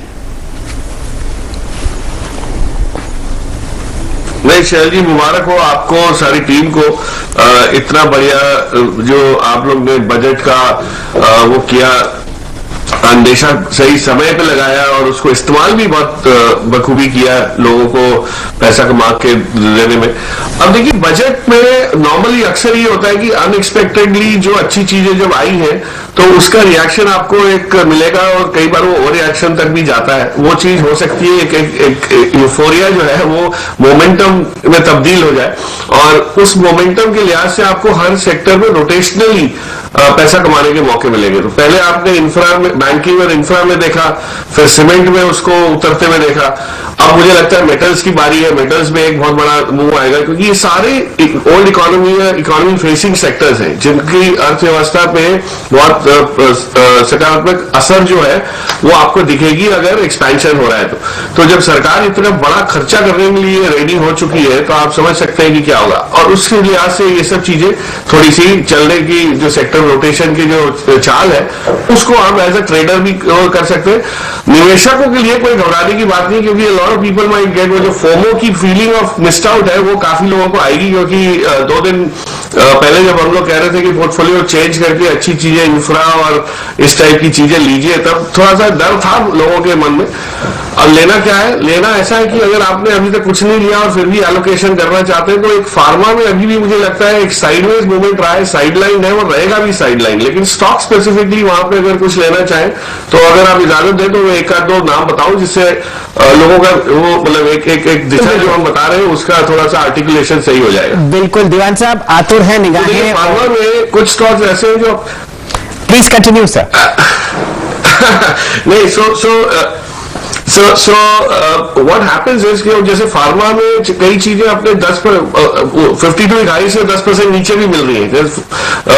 एग्जाम्पल के तौर पे कैडिला हेल्थ केयर देखिए, अब अच्छी कंपनी है, सब कुछ ठीक है, लेकिन ये जो चाल आई है जो इकोनॉमी फेसिंग सेक्टर्स की, इसमें फार्मा आईटी थोड़े साइड में रह गए थे, लेकिन आपने जिस हिसाब से टीसीएस में एक चमक देखी, सिर्फ टीसीएस में, बाकी आईटी कंपनीज में अभी भी थोड़ा ढीला ढाला हाल है, ऐसी चीज आपको कहीं ना कहीं दूसरे सेक्टर्स में भी दिखेगी। तो मार्केट उतने मोमेंटम में सबको लेके चलेगा, एक एक करके जैसे मैंने कहा सेक्टर्स चलेंगे। अभी मेटल्स की बारी है, मेटल्स में आपकी पोजीशन है तो उसको थोड़े दिन होल्ड कर सकते हैं और भी आपको नए लेवल्स मिलेंगे। एक शॉर्ट कवरिंग का भी दौर वहां बाकी है मेरे हिसाब से, आंकड़े बता रहे हैं। And as I said, pharma में अगर आप कैडिला लेना चाहें एक शॉर्ट टर्म बेसिस पे भी तो भी आपको एक अच्छा उछाल दे सकता है। और इंफ्रा में अब सेकंड रन जो प्लेज है चलिए वो आपको, जैसे एलएनटी तो चल गया, लेकिन अब आपको छोटी कंपनीज थोड़ी सी दिखेंगी चलते हुए। जैसे एनसीसी का मैं कई बार जिक्र किया है इन द पास्ट, आप देखिए वो 58-60 रुपए से एक कल के दिन में ऑफकोर्स 15% चला था, वो तो स्वाभाविक है, हर एक चीज चली थी। लेकिन इस टाइप की कंपनी जिसमें बैलेंस शीट्स मजबूत है, इंफ्रा में वो करेंगे। मुझे याद है आप लोग भी कई इंफ्रा के नाम डिस्कस कर चुके हैं, but I am just saying कि इसमें सिलेक्टिव थोड़ा सा हो जाइए और घबराइए नहीं। अगर आपने नहीं लिया है तो आपको फिर मौका मिलेगा लेने का। थोड़ी एक्सुबरेंस मार्केट में है, उसको स्टडी हो जाने दीजिए। और मार्केट अब दिशा बहुत पक्की है कि अच्छा चलेगा, अर्थव्यवस्था अच्छी चल रही है, मार्केट भी अच्छा चलेगा, तो घबराइए नहीं, मौके आपको रोज रोज मिलेंगे। अलग अलग सेक्टर्स के होंगे लेकिन मिलेंगे जरूर। इस बीच एक ऑप्शन ट्रेड लेके आइए प्लीज। टाटा केमिकल्स आपकी स्क्रीन पे करीब 516.80 पे। पालिया साहब, ये कर्व से जब भी निकलता है ना स्टॉक तो बड़ा अच्छा मूव देता है और टाटा समूह के स्टॉक्स में अच्छा मूव आ भी रहा है। 1750 पर इसका 530 का कॉल ट्रेड कर रहा है, जो कि इसके उस प्राइस से थोड़ा नीचे है जो कि हमारे जैन सीरीज का हाई था। That means all time high, इस हाईएस्ट ट्रेजेक्टरी के अंदर है वो शेडो। अब बोलते बोलते आप देखें 1750, 1820, 1820 हो गया है। क्या इस ऑप्शन को कैच करूं इस ब्रेकआउट को खेलने के लिए? 17-75। बिल्कुल वीरेंद्र जी, बिल्कुल कैच करना चाहिए, क्योंकि देखें तो जो कॉल कंसंट्रेशन है वो 520 के आसपास है। ऑलमोस्ट अब ये स्टॉक उस वॉल को पेनिट्रेट करते हुए दिखना चाहिए और मुझे लगता है कि ये 520 के लेवल को क्रॉस करेगा, वैसे इसमें एक शॉर्ट कवरिंग का मूव बनते हुए दिखेगा। तो बिल्कुल टाटा केमिकल को यहाँ से बाय करना चाहिए। इस ऑप्शन को यहाँ से पोजिशनली होल्ड रखेंगे तो मुझे लगता है काफी अच्छे रिटर्न आते हुए दिखेंगे, क्योंकि फॉर्मेशन ये दिखा रहा है कि एक करेक्टिव मूव के बाद स्टॉक में एक रिवर्सल हुआ है और ये रिवर्सल इसको 530-540 की तरफ लेके जाएगा। ये ऑप्शन को 17 रुपए 50 पैसे 60 पैसे के आसपास ट्रेड कर रहा है, बाय करे। स्टॉप लॉस थोड़ा सा बड़ा रखे क्योंकि पोजिशनल ट्रेड है, 13 रुपए के आसपास रखेंगे स्टॉप लॉस, और टारगेट जो आना चाहिए वो करीब 26 से 28 रुपए के आना चाहिए। चलिए, ये टाटा केमिकल पर आपने एक छोटा सा ब्रेकआउट पकड़ा है, लेकिन वीरेंद्र जी अगर आपकी इजाजत हो, the mother of all breakouts मैं आपको स्क्रीन पर दिखाना चाहता हूं, और बिल्कुल इंफ्रा पैक में आपको आता हुआ दिखेगा। डायरेक्टर साहब जरा जीमेंस का कैंडलस्टिक चार्ट लेके आइए। तेजी तो देखते ही बनती है 1796। देखिए क्या जबरदस्त मोमेंटम आपको स्क्रीन पर आता हुआ दिखेगा। और हमारे मित्र श्रीकांत चौहान साहब जुड़ चुके हैं। श्रीकांत जी, राय दीजिए जीमेंस पर। देखिए क्या जी, गुड आफ्टरनून। देखिए वैसे इसमें काफी अच्छा चार्ट पैटर्न बना। इनफैक्ट हम लोगों ने कई बार इसे कवर किया था, लेकिन ये स्टॉक जो था वो एक रेंज में था, और इनफैक्ट इस बजट के बाद इसने अपने एक डायरेक्शन को तय कर लिया है। तो अभी इसका ब्रेकआउट हुआ है, और पिछले अगर 2 दिन में देखेंगे तो तकरीबन 15% के आसपास बढ़ चुका है। तो नेक्स्ट लेवल जो इमीडिएट लेवल्स है वो है 1830 1840 के। लेकिन अगर यहाँ से अगर पोजिशनल व्यू अगर लेना है तो मुझे लगता है कि ये स्टॉक 2000 के करीब आने वाले दिनों में दिखाई दे सकता है। तो करंट लेवल से भी अगर लॉन्ग करना है तो बिल्कुल लॉन्ग किया जा सकता है। और करंट लेवल से लॉन्ग हम लोग राय इसलिए आपसे दिलवा रहे हैं श्रीकांत चौहान साहब, कि जो बार का साइज है वो देखते ही बनता है। और ये देखिए आशीष जी ने बहुत हेल्पफुली अपनी हाइट हमें दी है। तो आप देखिए क्या शानदार यहाँ पर आपको मोमेंटम आता हुआ दिख रहा है। ये लगातार दूसरे दिन आपने इतनी बड़ी ग्रीन बार देखी है, और जैसे जैसे श्रीकांत चौहान साहब आपको बता रहे हैं, ये स्टॉक आपको दिन के उच्चतम लेवल के ऊपर और बढ़ता हुआ दिख रहा है। ये आपने इसका आज ब्रेकआउट देखा, और देखिए ये मंथली लेवल पर भी जो यहाँ पर प्रीवियस हाइज थे लगभग 1703 रुपए के, वो आपको ध्वस्त होते हुए दिख रहे हैं। बहुत ही शानदार चार्ट पैटर्न, बहुत कम ऐसा देखने को मिलता है कि एक दिन के बाद आपको दोबारा इतनी तेजी दोबारा दिखे। और अभी आशीष जी की हाइट इससे लंबी है, लेकिन मैं उम्मीद करता हूं कि ये आपको तेजी और बढ़ती हुई दिखेगी। हमारे सामने फिलहाल 14,664 के आसपास, माफ कीजिए 14,640 के आसपास आपको निफ्टी ट्रेड करता हुआ दिखेगा। बैंक निफ्टी में आप अभी 1140 अंक की तेजी देख रहे हैं, और जीमेंस जैसे काउंटर्स, ग्रासिम जैसे काउंटर्स आपको बहुत धड़ाधड़ चाल दिखा रहे हैं। देखिए आपके सामने 1821 हो गया है जीमेंस कम से कम फ्यूचर्स में, और जैसे जैसे ये तूल पकड़ता हुआ दिखेगा तो आशीष जी की हाइट तो फिक्स्ड है।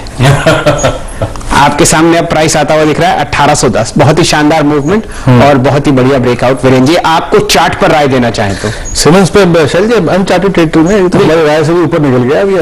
ये पूरा सेक्टर ही एल&टी को देखिए, सीमेंस को देखिए, कमिंस को देखिए, सबने अगर आप देखिए गिले शिकवे बता दिए पिछले 3-4 साल के। बिल्कुल सही फरमा रहे हैं। मेरे ख्याल से बहुत सारे पोर्टफोलियोज में आज आपको लगता है कि सफाई होती हुई दिख रही थी, जो प्रकाश दीवान साहब कह रहे थे। जी चलिए आशीष से बात करते हैं, और ये ब्रेकआउट चलते रहेंगे और एक के बाद एक ब्रेकआउट आते रहेंगे, लेकिन कल के वो फैक्टर्स जो कि बाजार पे इंपैक्ट डालेंगे, कल के ट्रिगर्स आशीष समझता है, बताइए। इंपॉर्टेंट दिन कल वेडनेसडे, तो हफ्ते का मिड पॉइंट और वीकली एक्सपायरी से एक दिन पहले का सेशन है, तो पेनल्टीमेट सेशन। निफ्टी की कंपनीज में भारतीय एयरटेल के नंबर्स आने हैं, 4 वायदा बाजार की कंपनीज के नंबर्स आएंगे, Adani enterprises, Apollo tyres, Jubilant FoodWorks और रामको सीमेंट्स। सिर्फ वायदा बाजार तक रिस्ट्रिक्ट कर रहा हूं, बाकी टिकर टीम चलाती रहेगी बाकी के नंबर्स, क्योंकि ढेरों इंपॉर्टेंट कैश मार्केट के नंबर्स भी कल लाइंड अप है। जो रिजल्ट्स की बोर्ड मीट्स हैं उसमें साथ साथ सेपरेटली भारतीय एयरटेल का बोर्ड फंड रेजिंग पर और एस्ट्रल पॉली का बोर्ड बोनस इश्यू शेयर्स जारी करने पर विचार करेगा। अच्छा एक बात और, कल से 3 दिनों की आरबीआई की मॉनेटरी पॉलिसी कमेटी, वो एमपीसी की बैठक की शुरुआत होगी। क्रेडिट पॉलिसी की तरफ अब फोकस होगा, फ्राइडे को उसका अनाउंसमेंट होना है। प्राइमरी मार्केट्स में आप लोग इंडिगो पेंट्स की डिटेल में चर्चा कर रहे थे, वो जो धमाकेदार लिस्टिंग हुई, कल एक और लिस्टिंग की तैयारी कर लिए। कल home first finance company list होने जा रही है, 26 टाइम्स सब्सक्राइब हुआ था ये आईपीओ, और साथ साथ कल से Brookfield India real estate trust का रीट लॉन्च हो रहा है। 3,800 करोड़ रुपए आईपीओ के जरिए जुटाने की योजना, 274 से 275 रुपीज का प्राइस बैंड, और रीट है तो एक लॉट होगा 200 यूनिट्स का, यानी कि आपको कम से कम 55,000 रुपए का इन्वेस्टमेंट करना होगा। और हां, कल से बेंगलुरु एयर शो की शुरुआत हो रही है। पैंडेमिक के बाद पहला ग्लोबल इस तरह का इवेंट है जो कल बेंगलुरु में शुरू हो रहा है। राफेल उड़ेगा वहां पे, उड़ना चाहिए है ना? और एचएएल की बहुत सारी चीजें डिस्प्ले पे होंगी, मैं पढ़ रहा था। और यूएस का कोई बहुत जाना माना एयरफोर्स का बैंड है, वो भी परफॉर्म करेगा कल। अच्छा, तो बैंड बाजा बारात, स्क्रीन पे बैंड बाजा बारात, ये देखिए, मेरे ख्याल से ये हॉक ट्रेनर्स हैं हमारे देश के, और आपके सामने ये एडवांस लाइट हेलीकॉप्टर उड़ता हुआ दिखेगा। ये हिंदुस्तान एरोनॉटिक्स ही बनाता है, और इनको शायद चेतक के नाम से जाना जाता है। ध्रुव ध्रुव ध्रुव तो ये और इंटरेस्टिंग बात है शैल जी, आशीष, HL जो लास्ट 2 सुखोई जो under licensing agreement from Russia था, उसके उस 272 वो मेरे ख्याल से एयरक्राफ्ट से लास्ट 2 सुखोई अब बना के निकाल देगा बाहर। तो मैं आपको एक बहुत इंटरेस्टिंग बात बताता हूँ वीरेंद्र जी, आपने मेरे ख्याल से यादों का जो झंकार है वो मेरे दिमाग में शुरू कर दी। 1996 में पहली बार सुखोई विमान आया, भारतवर्ष ने करार किया था रशिया के साथ। जी, मुलायम सिंह साहब डिफेंस मिनिस्टर थे, हमारे कॉलेज भी वो आए और बहुत ही शानदार प्रोडक्ट था उस वक्त का। और समझ लीजिए 1996 हो गया तो 4 और 25 साल से वो इंडियन एयरफोर्स की बैकबोन है और अभी भी उम्मीद की जा रही है कि 272 से आपको ऊपर नंबर आता हुआ दिखेगा। मेरे ख्याल से 450 एयरक्राफ्ट ऐसे हैं भारत में जो आपको फाइटर श्रेणी में दिखते हैं और आधी फ्लीट आपकी सुखोई की है। तो बहुत ही हैवी एयरक्राफ्ट है, डिफेंस के लिए, ऑफेंस के लिए आपको ये एयरक्राफ्ट माना जाता है। और अब आप देखते हैं आपके सामने राफेल आई गए, उनका भी देखिए 36 तो हैं 2 स्क्वाड्रन में, बढ़ते हैं और तो अच्छा ही है। लेकिन आशीष जी तेजी तो जीमेंस के स्टॉक में है। देखिए अब 1830 हो गया, अगर आपकी इजाजत हो तो आपकी हाइट मेजर करवाऊं दोबारा। बिल्कुल, ये देखिए क्या शानदार रैली आपको आती हुई दिख रही है। स्पॉट में आपके सामने जो प्राइस है वो है फिलहाल 1830 और फ्यूचर्स में प्राइस है 1840। ये आपके सामने स्क्रीन पर और आता हुआ दिखेगा। डायरेक्टर साहब मेरी स्क्रीन कनेक्ट करेंगे और ये देखिए क्या शानदार अब आपको रैली आती हुई दिख रही है। पहुंच रहा है जी, 1790 के आसपास हमने स्टॉक को पकड़ा था और ये फ्यूचर्स का प्राइस है आपके सामने 1834 फिलहाल स्क्रीन पर चलता हुआ। बहुत ही जबरदस्त कंपनी है और इंफ्रा स्पेस में, रेलवे स्पेस में आपको पिछले 4 दशक से ये कंपनी काम करती हुई दिख रही है भारत में, जर्मन MNC। और ये देखिए आशीष जी आपकी हाइट थोड़ी थोड़ी अब इसके आसपास आती हो। चलिए वीरेंद्र जी बताइए आपने क्या पकड़ा? आईजीएल, चलिए आईजीएल मोमेंटम में, स्ट्रॉन्ग मोमेंटम में और इस वक्त डे हाई पे आके ट्रेड करता हुआ। और अच्छी बात यह है कि ये भी अपनी जनवरी सीरीज के हाई से शेड हुआ था और 10 डे में 20 डे पर रेस्ट लेके ऊपर निकला। एक बार प्रकाश सर जरा आईजीएल पे अपनी टिप्पणी करिएगा। आपने आज वो जो डॉक्टर लाल पैथला पे टिप्पणी की थी उसके बाद काफी स्ट्रॉन्ग मूव आया और अब वही निगाहें आईजीएल पे है, स्ट्रॉन्ग ओरिएशन। और अब कैसे अप्रोच करें इस ट्रेड को और कैरी करना होगा कल के लिए, तो उस पर आपका आउटलुक क्या है? इसका टारगेट 575, 580 का है कल तक और स्टॉक कितना होगा 550। कल आपने पासिंग में शायद सीमेंस भी कहा था, मुझे ध्यान है, और आज हमने सुबह की बात की थी और सीमेंस में जैसे तेजी है वैसे इसमें तेजी मिलेगी आपको इंदिरा गैस में। Yes, good stock. तो आईजीएल को कैरी कर सकते हैं आप कल के लिए, स्ट्रॉन्ग मूव है यहाँ पर और इसको मोमेंटम में रहने दीजिए। आई थिंक सीमेंस पे 2 ट्रेड से बात हुई थी हमारी, सीमेंस और आईजीएल दोनों ही ये कल के प्रोस्पेक्टिव से भी आप कैरी कर सकते हैं। स्ट्रेंथ है, कोल्ड स्ट्रेंथ जिसे कहते हैं। ऐसा करते हैं वीरेंद्र जी, हमारे साथ जरा पाइपलाइन में आज बहुत सामान है और श्रीकांत चौहान साहब भी जुड़े हुए हैं। पहले उनके 2 पिक्स लेते हैं और फिर जुड़ेंगे यतिन जी से जो कि स्टूडियो में पधार ही चुके हैं। डीलिंग रूम चेक वो आपको करते हुए दिखेंगे और बिल्कुल सही समय होगा उसके बाद 3 बजे भसीन साहब से जुड़ेंगे उनके भरोसेमंद शेयर्स के लिए। लेकिन अभी जाते हैं श्रीकांत चौहान साहब के पास। चौहान साहब, 2 ऐसे काउंटर्स जो आपको पसंद हो जहां पर मोमेंटम आपको बढ़ता हुआ दिख रहा हो। देखिए वैसे मार्केट अभी प्रीवियस हाई के काफी नजदीक आया है, लेकिन जैसे मोमेंटम बना है, तेजी बनी है, मुझे लगता है कि ये मार्केट जैसे ही 14,700 के लेवल को क्रॉस करेगा तो उसमें और तेजी बनेगी और उस वक्त हमें उन स्टॉक्स में तेजी करनी पड़ेगी कि जो सपोर्ट से रिवर्स हो रहे हैं। जैसे कि रिलायंस इंडस्ट्रीज है, 1900 के करीब ट्रेड कर रहा है, काफी अच्छा एक इंट्राडे फॉर्मेशन बन रहा है इसके अंदर और इसमें काफी भारी भरकम एक शॉर्ट पोजीशन क्रिएट हुई थी 1850, 1860 के करीब। तो अभी मुझे लगता है कि इसमें से रिवर्सल ले रहा है, तो काफी छोटे स्टॉप लॉस के साथ यानी 1870 रुपए के स्टॉप लॉस के साथ रिलायंस को बाय करने की सलाह रहेगी और यहाँ पे टारगेट्स रहेंगे 1950 से लेकर 1960 के।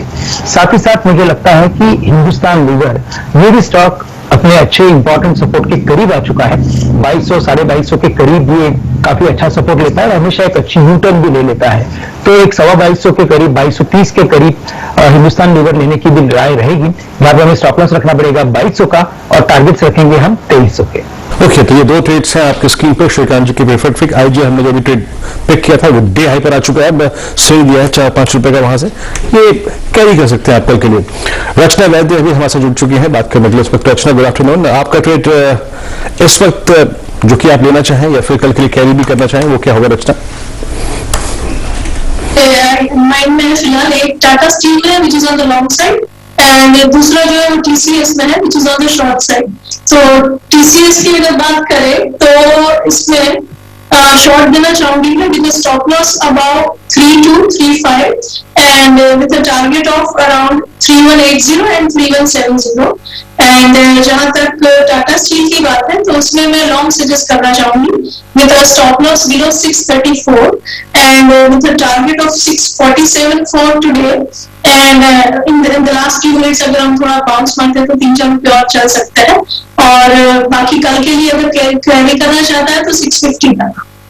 ओके, तो यहाँ पे अगर आप देखें टाटा स्टील लॉन्ग करीब टारगेट 647 650 का। चलिए अब जल्दी चलते हैं यतिन के पास और यतिन से समझते हैं कि डीलर्स इस वक्त क्या एक्सपेक्ट कर रहे हैं लार्ज कैप में, कहाँ स्ट्रेंथ है, कहाँ पे वो फोकस कर रहे हैं। यतिन, लार्ज कैप में कहाँ पर उनका नजरिया स्ट्रॉन्ग है? दो शेयर्स वीरेंद्र जो डीलिंग रूम्स के रिडार पे हैं, और ऑब्वियसली मार्केट में आपने जो शानदार बाइंग देखी है और शॉर्ट कवरिंग देखी है, उसके चलते दो शेयर्स जो फोकस में फिर भी रहेंगे वो है भारत फोर्ज। देखिए आज ओपन इंटरेस्ट में लगभग 14% का इजाफा हुआ है। 7.5-8 लाख शेयर जब मैंने चेक किया था तब ऐड हुए थे ओपन इंटरेस्ट के साइड पे। और अगर आप देखें ऑटो और ऑटो एंसिलरीज में जिस हिसाब से लोअर लेवल्स पे बाइंग देखने को मिल रही है, उसमें भारत फोर्ज एक प्रेफरेंस है डीलिंग रूम्स का, क्योंकि जिस हिसाब से ग्लोबल मार्केट रिकवरी हो रही है, इंडिया का कमर्शियल व्हीकल मार्केट रिकवर हो रहा है और इंफ्रास्ट्रक्चर पे जिस हिसाब से सरकार ने आवंटन किया है, भारत फोर्ज जैसी कंपनी को एक इनडायरेक्ट बेनिफिट होगा खुद की ऑर्डर बुक्स पे। तो भारत फोर्ज में बड़े दिनों बाद अच्छा हमको एफआईआई एक्शन दिखा है और इसीलिए यहाँ खरीदारी की राय दे रहे हैं पोजिशनली डीलिंग रूम्स फरवरी सीरीज के लिए। और डॉक्टर रेड्डीज पे नजरें होनी चाहिए। रिजल्ट्स के बाद लगभग इसमें 7-8% का करेक्शन आया है। आज फाइनली थोड़ी बहुत शॉर्ट कवरिंग हमको देखने को मिल रही है। अगर आप फेब का ओपन इंटरेस्ट देखें तो 17% बढ़ा है और डीलिंग रूम्स को लगता है यहां लगभग 4550 से लेकर 4600 तक के टारगेट्स बहुत जल्द आ सकते हैं। तो यहां से 2 से 3% का स्ट्रॉन्ग मोमेंटम डीलिंग रूम्स को लगता है कि डॉक्टर रेड्डीज में आ सकता है और आज का ओपन इंटरेस्ट का ट्रेंड भी काफी पॉजिटिव है शेयर के लिए। ओके, भारत फौज में याद रखिए एक बहुत स्ट्रॉन्ग ब्रेकआउट है और इस ट्रेजेक्टरी के यानी आप समझ लीजिए कि पोस्ट सितंबर 2018 के हाईएस्ट लेवल पे है। हाँ, इंट्राडे हाई लगाया था इसने करीब 25 जनवरी को, लेकिन वहां पे क्लोज नहीं हुआ था। और दूसरी बात जहां डॉक्टर रेड्डीज की है, ये एक लॉजिकल ट्रेड हो सकता है। क्यों? आज ये इसका 200 डिमार्किंग से स्लिप हुआ और एग्जैक्टली वहीं से लॉन्ग एडिशन हुआ यहाँ पर। मानस, आई थिंक अगर एक डिफाइंड स्टॉप लॉस के साथ अगर ट्रेड करें या फिर बाय करें तो एक मीनिंगफुल ट्रेड हो सकता है। आप देखिए कैंडल छोटी है, 200 डिमा के नीचे बनी है, लेकिन वॉल्यूम्स बहुत स्ट्रांग है। आपकी राय? देखिए वीरेंद्र जी, मैं थोड़ा इंतजार करना प्रेफर करूंगा। जब 200 मूविंग एवरेज ब्रेक होंगे, उसके ऊपर की क्लोजिंग आएगी, तभी कोई एग्रेसिव होकर लॉन्ग पोजीशन बनाना है। लेकिन अगर किसी ने ट्रेड लिया है केवल 1 से 2 दिनों के लिए तो इंपॉर्टेंट सपोर्ट ध्यान रखिएगा। इंपॉर्टेंट सपोर्ट है 4375 का। अगर इसके नीचे स्टॉक फिसले तो बिल्कुल निकल जाइएगा, लेकिन अगर लॉन्ग पोजीशन है तो 4375 के स्टॉप लॉस से बने रह सकते हैं इस इंतजार में कि ये 200 मूविंग एवरेज ब्रेक करेगा। और अगर 200 मूविंग एवरेज के ऊपर निकलेगा तो पहला टारगेट 4800 4850 का आता है। राय आपको आती हुई दिख रही है डॉक्टर रेड्डीज पर। यतिन जी, और भी कोई आपके पास स्टॉक हो मिड कैप या स्मॉल कैप स्पेस में? तो शैलेंद्र जी, एक मिड कैप स्टॉक जो आज फोकस पे है वो कोल्टे पाटिल। थोड़े मिनटों पहले ही स्टॉक एक्सचेंजेस पे कंपनी ने अपने 3 नए प्रोजेक्ट्स के बारे में बात किया है, जिसके अंदर रेवेन्यू पोटेंशियल लगभग 1500 करोड़ है और प्रॉफिट बिफोर टैक्स का 200 करोड़ का जो लाइकलीहुड है वो प्रोजेक्ट की लाइफ में उसका अनाउंसमेंट हुआ है। खैर, उसके आने के बाद थोड़ी बहुत हमने प्रॉफिट टेकिंग जरूर देखी है, लेकिन अगर आप छोटी अवधि में रियल एस्टेट पे बेट करना चाहते हैं तो काफी सारे एनालिस्ट और एचएनआईज कोल्टे पाटिल में अपने पैसे जो है लगा रहे हैं, दाव लगा रहे हैं और डीलिंग्स को लगता है कि यहां बहुत जल्द हमको 300 तक के लेवल्स शॉर्ट टर्म में देखने को मिल सकते हैं। चलिए, आपके सामने प्राइस एक्शन अभी है 262 का और मेरे ख्याल से 274 तक हमने स्टॉक को थोड़ी देर पहले जाते हुए देखा। वॉल्यूम बहुत शानदार और इसके पीछे खबर की बैकिंग भी आती हुई दिख रही है कि 3 प्रोजेक्ट्स आपके सामने बहुत जबरदस्त तरीके से पुणे में आते हुए दिखेंगे। वीरेंद्र जी, आपके लिए प्रस्तुत है टाटा मोटर्स, दिन का उच्चतम लेवल, और मेरे ख्याल से रचना जी से बेहतर कोई इंसान नहीं होगा जो टाटा मोटर्स पर कमेंट करे। रचना जी, आपके लिए प्रस्तुत है 320 पर टाटा मोटर्स, राय आपकी? जी, टाटा मोटर्स में हालांकि बहुत बड़ी मूव आई है, आज भी और कल भी आई थी, लेकिन अगर हायर टाइम फ्रेम चार्ट्स पे देखें, डेली से भी हायर वीकली वगैरह की बात कर रहे हैं, तो ये अभी भी बहुत फ्रेश बिगिनिंग जैसा लगता है आफ्टर लास्ट वीक का जो थोड़ा बहुत कंसोलिडेशन हुआ था उसके बाद। सो अगर पोजिशनली बात करें तो इसमें अभी भी और फर्दर मोमेंटम आने की उम्मीद कर सकते हैं, और रास्ता काफी साफ है ऊपर की साइड में। 340-50 तक भी हम आने वाले हफ्तों में देख ले इसमें, तो बड़ी बात नहीं होगी। उससे भी ऊपर भी जाने के चांसेस है वीकली चार्ट्स के हिसाब से अगर देखा जाए तो। So what you to do is कि अगर एक्सट्रीम शॉर्ट टर्म के लिए प्ले करते हैं तो नाउ बिकॉज इट्स लेट, तो थोड़ा वेट करना पड़ सकता है। 300-306 के आसपास का अगर आप डिप कभी मिल जाए किसी on any given bad day तो अच्छी बात है, अदरवाइज आपको पोजिशनली प्ले करना हो तो इसमें और भी अभी स्पेस है, एंड इन दैट केस आपको 300 के नीचे 295 के आसपास एसएल बनाना पड़ेगा, एंड ऊपर की साइड पे 340-350 एंड इवन अबव दैट, उसके लिए मल्टीपल वीक्स के हिसाब से प्ले कर सकते हैं। शैल जी, इस टाटा मोटर्स की स्ट्रेंथ को सलाम है, और इसे क्यों ना निफ्टी का नवाब बनाया जाए। बिल्कुल आपकी हाँ मैं मिलाता हूँ। मेरे हिसाब से कई दिनों से टॉप ट्रेडेड काउंटर रहा है नेशनल स्टॉक एक्सचेंज पर, और बहुत ही जबरदस्त डिमांड आपने लॉन्ग साइड पर आती हुई देखी है। डिप्स जहां भी दिखते हैं वहां पर आपको शानदार बाइंग दिखती है, और अगर मोमेंटम डेवलप होता हुआ दिखता है तो ये स्टॉक आपको इंट्राडे हाइज फिलहाल स्क्रीन पर लगाता हुआ दिखेगा। सीएलएसए का टारगेट था 290 का, उसको ओवरशूट कर चुका है अप्रोक्सीमेटली 10%, आप समझ लीजिए। ठीक है, गजब कम हो गया। चलिए, तो फिर आप समझ ही गए हैं कि हम एक बहुत जबरदस्त बुल मार्केट में बैठे हैं, और फिलहाल एक स्क्रीन पर आपके सामने अल्काइल अमीन्स की तरफ से खबर आती हुई दिख रही है। कैपेसिटी एक्सपेंशन यानी कि क्षमता विस्तार पर 350 करोड़ रुपए ये कंपनी आपको खर्च करती हुई दिखेगी। चलिए, 3 बज चुके हैं और बिल्कुल सही मौका है कि हम लोग अपने मित्र श्री संजीव भसीन साहब से जुड़ें और उनके भरोसेमंद शेयर्स के बारे में चर्चा करें। भसीन साहब, स्वागत है आपका। निफ्टी सलाम ठोक रहा है 350 अंक ऊपर 14,633, और निफ्टी बैंक 1233 अंक ऊपर 34,323। बताइए क्या राय बाजार के बारे में, और क्या आप यहां पर एडवाइस करेंगे कि हमारे दर्शक और ट्रेडर्स करें। तो देखिए, बाजार का रुख तो आपको दिख ही रहा है। There is huge amount of demand and the budget has set the cat amongst the pigeon, so everyone is left out is now joining in. But after such a big move, Shailendra ji, you have to be cautious and keep your trading positions hedged.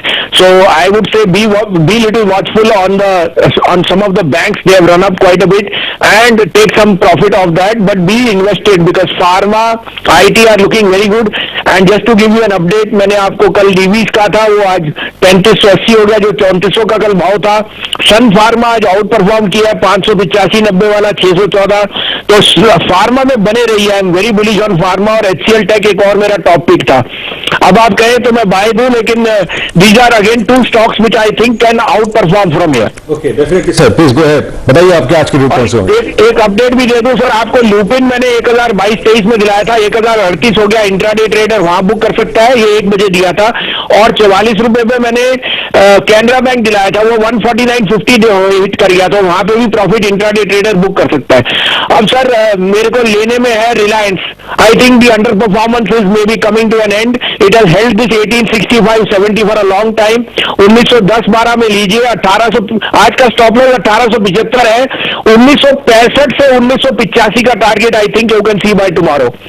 दूसरा bye होएगा आपका सन pharma again 605-6 पे highest close है in the last 1 month. Keep a stop loss of 588, but look for targets of 645 to 650। चलिए भसीन साहब, आप जरा हमारे साथ जुड़े रहिए। आपने 2 बाय कॉल्स दी हैं, मैं जरा दोबारा उन पर स्क्रीन पर दिखा देता हूं। 608.85, और मेरे ख्याल से पिछले 18 क्वार्टर में जो नतीजे आपने देखे सन फार्मा के कुछ समय पहले आए थे, वो सबसे बेहतर हैं। यहां पर एक बाय कॉल पोजिशनली आपको देते हुए दिख रहे हैं भसीन साहब, और ये ना सिर्फ आज या कल के लिए, ये एक हल्की सी लंबी अवधि की भी बाय आपको आती हुई दिख रही है। RIL बिल्कुल एक डिस्क्लेमर आपके लिए, अगर आप इसमें पोजीशन लेते हैं तो एक इंडिपेंडेंट फाइनेंशियल एडवाइजर से आप राय लें। 200 DMA के ऊपर आपको RIL फिलहाल ट्रेड करता हुआ दिखेगा। दिन का लोएस्ट लेवल आपके सामने था लगभग 1855, और अब आपके सामने 1913। CNBC आवास का प्रभुत्व और प्रबंधन RIL के पास है। वसीम साहब, आपका बहुत बहुत आभार। अब जुड़ते हैं श्रीकांत चौहान साहब से। श्रीकांत जी, आपकी राय लेंगे रिलायंस इंडस्ट्रीज पर।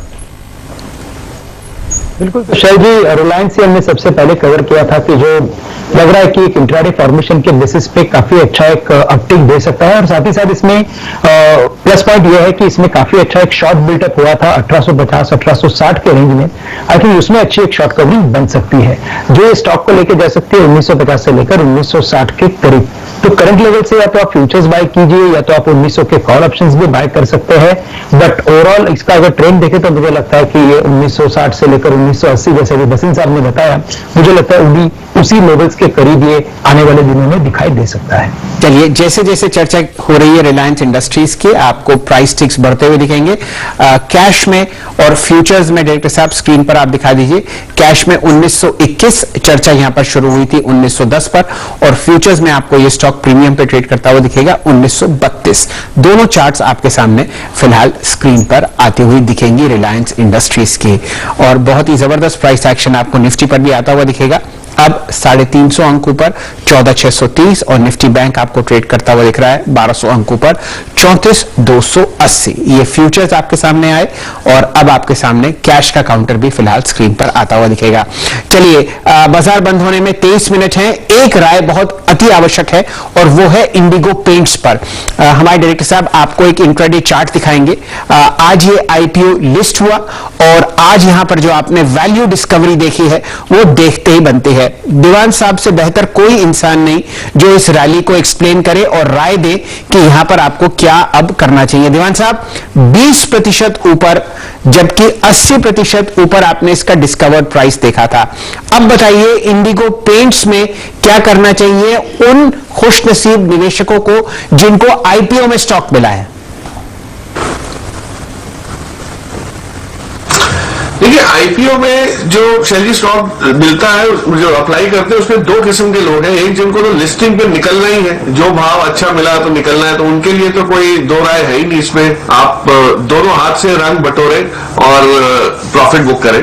बट जो लॉन्ग टर्म इन्वेस्टर है उनके लिए एक विकल्प ये है कि आज ना निकले और इसको आप अपने लॉन्ग टर्म पोर्टफोलियो में रखें। और इसमें ये जो मोमेंटम आया है, इससे ये साफ जाहिर है कि डिमांड सेकेंडरी साइड पे भी इसकी इतनी ज्यादा है इस स्टॉक की, क्योंकि लोग एशियन पेंट, बर्जर पेंट, जो ये सारे जो पेंट की कंपनीज है जो महंगी है थोड़ी सी, और ये भी महंगी है, वहां से निकल के हो सकता है इसकी परफॉर्मेंस अच्छी होने के कारण इसमें भी एलोकेशन बढ़ाए इंस्टीट्यूशनल लेवल पे। तो लॉन्ग टर्म पोर्टफोलियो में ये रहेगा। मुझे लगता है ये स्टॉक आपको अगले कई सालों तक डिस्कस होगा। तो ये वैसी वाली चीज नहीं है जो कुछ समय बाद एक फिजा चेंज होती है और आप भूल जाते हैं। ये अच्छा खासा आपके प्रोमिनेंट पोर्टफोलियो पिक रह सकती है काफी लोगों की। तो लॉन्ग टर्म में रखने में कोई हर्ज नहीं है, बट लिस्टिंग गेन वाले जो लोग हैं उनके लिए तो ज्यादा सोचने की जरूरत ही नहीं है। पोर्टफोलियो में बने रहे। दीवान साहब, इस पर चर्चा हो रही थी कि पेंट्स कंपनी जिसका आपके सामने मार्केट कैपिटलाइजेशन अब हो गया लगभग 15,000 करोड़, 121 के PE पर चल रही है, और मार्केट शेयर डेकोरेटिव्स बिजनेस में सिर्फ 2% है। एशियन पेंट्स को आप देख लें, 85 का PE है, लेकिन कम से कम यहां पर 40 साल की परफॉर्मेंस आपने लिस्टेड स्पेस में एशियन पेंट्स को देखी है। जाहिर है बुल मार्केट है, लेकिन डेविल्स एडवोकेट बनना हमारा फर्ज है। और ये एक सवाल का जवाब दीजिए कि क्या इस लेवल पर लोग बाइंग करें? नहीं, बाइंग बिल्कुल बाइंग की जगह नहीं है शैल जी। मैंने जैसे कहा, ये लॉन्ग टर्म पोर्टफोलियो में इसलिए रखने की, मतलब जिनको लॉन्ग टर्म पोर्टफोलियो में रखने का वो है अंदाजा, वो निकलेंगे तो नीचे ले नहीं पाएंगे, इसलिए मैं निकलने के लिए नहीं बोल रहा। महंगा तो जरूर है, हो सकता है ये आज 3100 के जो लेवल है यहां से घट के वापस आपको 2500-2600 बहुत जल्द दिखेगा। जी, आप देखिए बर्गर किंग में क्या हुआ है। बर्गर किंग में जो एक्साइटमेंट थी, कहां तक गया, आपने 190 के 200 के करीब जाते हुए देखा, फिर आज पड़ा हुआ है 140-135 की जोन में, कोई पूछ नहीं रहा। तो ये सब होती है चीजें। तो आज पहला दिन है, नया वो दौड़ लगा रहा है, इसलिए उस टाइप की एक्साइटमेंट है। बट खरीदने की कोई चेष्टा इस लेवल पे ना करें, क्योंकि थोड़ा सा ओवर प्राइस जरूर, जैसे मैंने कहा, महंगी, हर एक पेंट कंपनी महंगी है। अब वो जब सस्ती होंगी तब आपके पास ऑप्शन बन जाएंगे कि कौन सी लेनी, किसकी ग्रोथ देख के लेनी। बट फ्रेश बाइंग के लिए बिल्कुल सलाह नहीं है। अभी नई खरीदारी से बची है स्टॉक पे। मीनवाइल टाटा मोटर्स का वो ट्रेड, निफ्टी का नवाब टाटा मोटर्स 323 प्रिसाइस टिकट देखें तो फ्यूचर्स में आज हमारा कमाई का बैक पहला स्टॉक था, वो था Tata Motors, doing well. CLSA का सुबह टारगेट था 290 का ना, बेस्ट केस 290 बेस्ट केस 10% देखें आपसे है वहां से। टाटा मोटर्स टाटा केमिकल का ट्रेड दिया था मैंने अभी 17 रुपए की, वो कॉल अभी 22 रुपए की होके आ गई, तो क्या गजब का मूवमेंट है। मेरे ख्याल से वीरेंद्र जी, मैंने अक्सर देखा है कि उस वक्त ना बड़ी मायूसी होती है इस वक्त कि अगर ठीक टारगेट और बढ़ा देते 10% तो क्या था। लेकिन आप देखिए ये बहुत से लोग शैली उस पर डिनायल मूड में रहेंगे जी कि भैया ये नहीं है वो है, लेकिन जो प्राइस है वो भगवान है जी। 330। मैं बहुत सारे स्क्रीन्स देख रहा हूं, हर जगह आपको टाटा मोटर्स ही डिस्कस होता हुआ दिखेगा, तो आप समझिए कि बहुत शानदार तेजी आज आपने आवाज में पकड़ती हुई देखी है। ये पहला ट्रेड था और साथ ही साथ जो लोग समझते हैं कि टाटा मोटर्स महंगा है तो वो डीवीआर पर नजर डाल लें, वो भी आपको 129 रुपए के आसपास। वो डिफरेंशियल भी काफी कम हो रहा है, डिफरेंशियल बहुत वाइल था। खैर ये बात हो रही है आपकी, लेकिन कल जिन स्टॉक्स पे बात होगी उसमें से दो वो स्टॉक्स भी होंगे जिनके नतीजे आने हैं, और वो है भारतीय एयरटेल और जुबिलेंट फूड्स। बिरयानी का दम कितना दिखा अभी देखते हैं सुमित के जुबान से। सुमित बताइए जुबिलेंट फूड्स में। देखिए जुबिलेंट फूड एक इसमें बहुत इवेंटफुल ये क्वार्टर रहा है, इसमें बिरयानी भी आ गई, इसमें इनके रेडी वाले कुछ फूड भी उन्होंने लॉन्च कर दिए, उसका भी एक इम्पैक्ट आता दिखाई पड़ेगा। वो वेज पिज्जा जो है, जो नॉन वेज को इन्होंने वेज बना के पिज्जा लॉन्च किया, उसका भी इम्पैक्ट आता दिखाई पड़ेगा। इसीलिए पाबंदी वाले कुछ दिन उसका भी इम्पैक्ट पड़ेगा। हाँ, और साथ साथ एक बड़ी चीज की ईयर एंड था, आईपीएल रहा, 25 दिसंबर रहे, बहुत अच्छी डिमांड थी। क्या इसलिए नंबर्स पे अच्छे आने का अनुमान है, 27% के आसपास मार्जिन रहेंगे, बीटा 290 करोड़ रह सकता है, आय मुनाफे दोनों बढ़त रहेगी। लेकिन सबसे क्रूशियल पार्ट जो इनका होता है वो होता है ट्रिपल एसजी ग्रोथ, यानी कि सेल स्टोर ग्रोथ जो है वो कैसी रहेगी। पिछले 3 क्वार्टर से वो नेगेटिव थी, -6, -60, -32, और इस बार ये अनुमान है कि शायद +2% के आसपास ये आंकड़ा आता हुआ दिखाई पड़े, -1 से +2। अगर बाजार ने इससे ऊपर का आंकड़ा दे दिया तो एक बड़ी बात आप मान के चल सकते हैं, क्योंकि बहुत हद तक इन्होंने कुछ प्राइस हाइक या कुछ अपनी कॉस्ट को कंट्रोल किया है, नई चीजों को लॉन्च किया है, तो बहुत सारी चीजों का एक इंपैक्ट इन नंबर्स पे आएगा। लेकिन ऑब्वियसली बात है, शेयर लगातार तेजी में है, नए हाइस के आसपास ही है, और ट्रिपल एसजी ग्रोथ का आंकड़ा अगर अनुमान से बेहतर आ गया तो बाजार एक थम्स अप भी देता हुआ दिखाई पड़ेगा। संक्षेप में रहता हूं प्रकाश दीवान सर की। प्रकाश सर संक्षेप में रखिएगा, प्रीएम्प्ट करते हुए अगर इसको कोई एक्शन करना हो, Jubilant foods it's a buy और नॉट, इधर प्लीज चार्ट दिखाइएगा पिछले 4 महीने का या फिर अगर 6 महीने का चार्ट हो सके, ये आपको एक बेस्ट एंट्री पॉइंट भी दे रहा है। क्या रेट है? 2700 रुपए का। क्या रहेगी आपकी अप्रोच इस स्टॉक पे नंबर से पहले? प्रकाश सर, प्रकाश दीवान जी। नंबर से पहले इसमें कोई ट्रेंड बनना मुश्किल है। उसका कारण है कि ये कई बार बहुत सरप्राइज करता है, और सारे ही जो पॉजिटिव ट्रिगर जो सुमित ने बताए वो सारे अब हमने देख लिए प्राइस दिन है, तो कुछ नया नहीं आया तो डिसअपॉइंटमेंट होगी, और कुछ नया आया तो बहुत एक्साइटमेंट होगी। तो ये थोड़ा बाइनरी ट्रेड है, इसलिए मैं इससे थोड़ा परहेज करूंगा। चलिए, ये राय आपको आती हुई दिख रही है जुबिलेंट फूड्स पर। आपके पास एक और कंपनी के आंकड़े हैं, सुमित जी बताइए। भारतीय एयरटेल निफ्टी की कल एक ही बड़ी कंपनी, इसके कल नंबर आने वाले हैं, और एक क्रूशियल जंक्शन पे भारतीय एयरटेल खड़ा हुआ है, क्योंकि टेलीकॉम स्पेस में जो अब तक नंबर आया है रिलायंस की तरफ से वो बहुत स्ट्रांग थे। तो अब भारतीय एयरटेल नंबर कैसे पोस्ट करता है, इसको मार्केट जरूर कीनली वॉच करेगा। 2-3 चीजें हैं। पहला तो इंफ्राटेल इंडस के मर्जर की वजह से इनके नंबर्स को बहुत ज्यादा कंपेयर आप कर नहीं सकते हैं, लेकिन फिर भी यह अनुमान लगाया जा रहा है करीब 762 करोड़ के घाटे से 168 करोड़ का मुनाफा इस तिमाही में भारतीय पोस्ट कर सकता है। इबिटा फ्लैट रहेंगे, 45% के आसपास की इबिटा रहेंगे, और रेवेन्यू फ्रंट पर भी एक फ्लैट आंकड़ा रहेगा। लेकिन सबकी नजर रहती है इनके आरपू के आंकड़ों के ऊपर, और आरपू का जो एक आंकड़ा है वो अनुमान है कि करीब करीब 166, 167 ये आ सकता है। 162 का पिछले तिमाही में आंकड़ा था, इस बार 166, 167 आने का अनुमान है। और अगर, क्योंकि जो रिसेंट नंबर्स आए थे टेलीकॉम के, जिसमें सब्सक्राइबर लॉस हो रहा लगातार जियो वोडाफोन को, उसका एक इंपैक्ट भारतीय के ऊपर आता हुआ दिखाई पड़ा था। तो वो अगर इनके आरपूस को फर्दर ड्राइव करता है तो शायद और अच्छे नंबर देखने को मिल सकते हैं। मार्केट कीनली वॉच करेगा किस तरह के नंबर देता है भारतीय एयरटेल, और एक बड़ा इवेंट के लिए एमएससीआई भी अवेटेड है, उसको बाजार देख रहा है। चलिए, ये राय फिलहाल आपको आती हुई दिख रही है भारतीय एयरटेल पर। चार्ट्स बहुत ही अच्छे हैं इसके, बहुत अच्छा मोमेंटम आपको ऊपरी सतह की तरफ होता हुआ दिख रहा है। आज यहां पर आपने हाईएस्ट लेवल 605 का देखा। श्रीकांत चौहान साहब से जुड़ते हैं। श्रीकांत जी, कोई राय भारतीय एयरटेल पर पोजिशनली? इसके जो चार्ट पैटर्न है तो काफी स्ट्रांग है, काफी कंस्ट्रक्टिव है, और अगर आप इसके मंथली पैटर्न को देखते हो तो ये क्लियरली इंडिकेट करता है कि ये स्टॉक अभी भी कंसोलिडेशन नहीं है।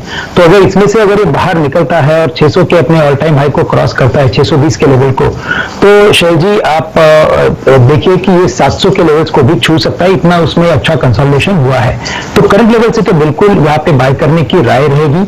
इमीडिएट बेसिस पे अगर टारगेट्स रखने हैं तो हम 630 के रखेंगे, और अभी 595 के करीब ट्रेड कर रहा है या 600 के करीब ट्रेड कर रहा है, तो यहाँ पे हमें स्टॉप लॉस रखना पड़ेगा 585 के करीब का, लेकिन टारगेट्स रहेंगे 630 के और इवेंचुअली 700 रुपए के। एक और ट्रेड जो हमने पकड़ा था वो डे हाई पे है, तो इस पर कुछ देर में राय लूंगा, कैरी करना चाहिए नहीं करना चाहिए, लेकिन याद रखिएगा इस दौर की हाईएस्ट ट्रैजेक्टरी पे है। महाराज ये अपर टायर्स को देखिएगा, prior two numbers strong strength दिखाता हुआ, वॉल्यूम्स अच्छे, पिछले 4 दिन के वॉल्यूम्स काफी अच्छे खासे हैं। फ्यूचर्स पर आपकी राय, अगर ट्रेड कैरी करना हो तो आपकी राय, और अगर कोई कॉल पकड़नी हो प्रीएम्प्ट करते हुए स्ट्रॉन्ग नंबर्स को, तो आप कौन सी स्ट्राइक पकड़ेंगे? देखिए, मैं तो अपोलो टायर्स पे अगर कॉल लेना होगा तो 230 का ही एट द मनी का ही लूंगा, क्योंकि मेरा समझना है कि यहाँ से करीब 12 से 15 रुपए का मूव इमीडिएटली देखने को मिलेगा, शायद वो कल ही मूव देखने को मिल जाए। तो एट द मनी में सबसे बेहतरीन प्रदर्शन देखने को मिल सकता है। स्टॉप लॉस की जहां तक बात है, 221 रुपए का स्टॉप लॉस रखें और 245 रुपए के टारगेट अपोलो टायर्स में सेट करके चले।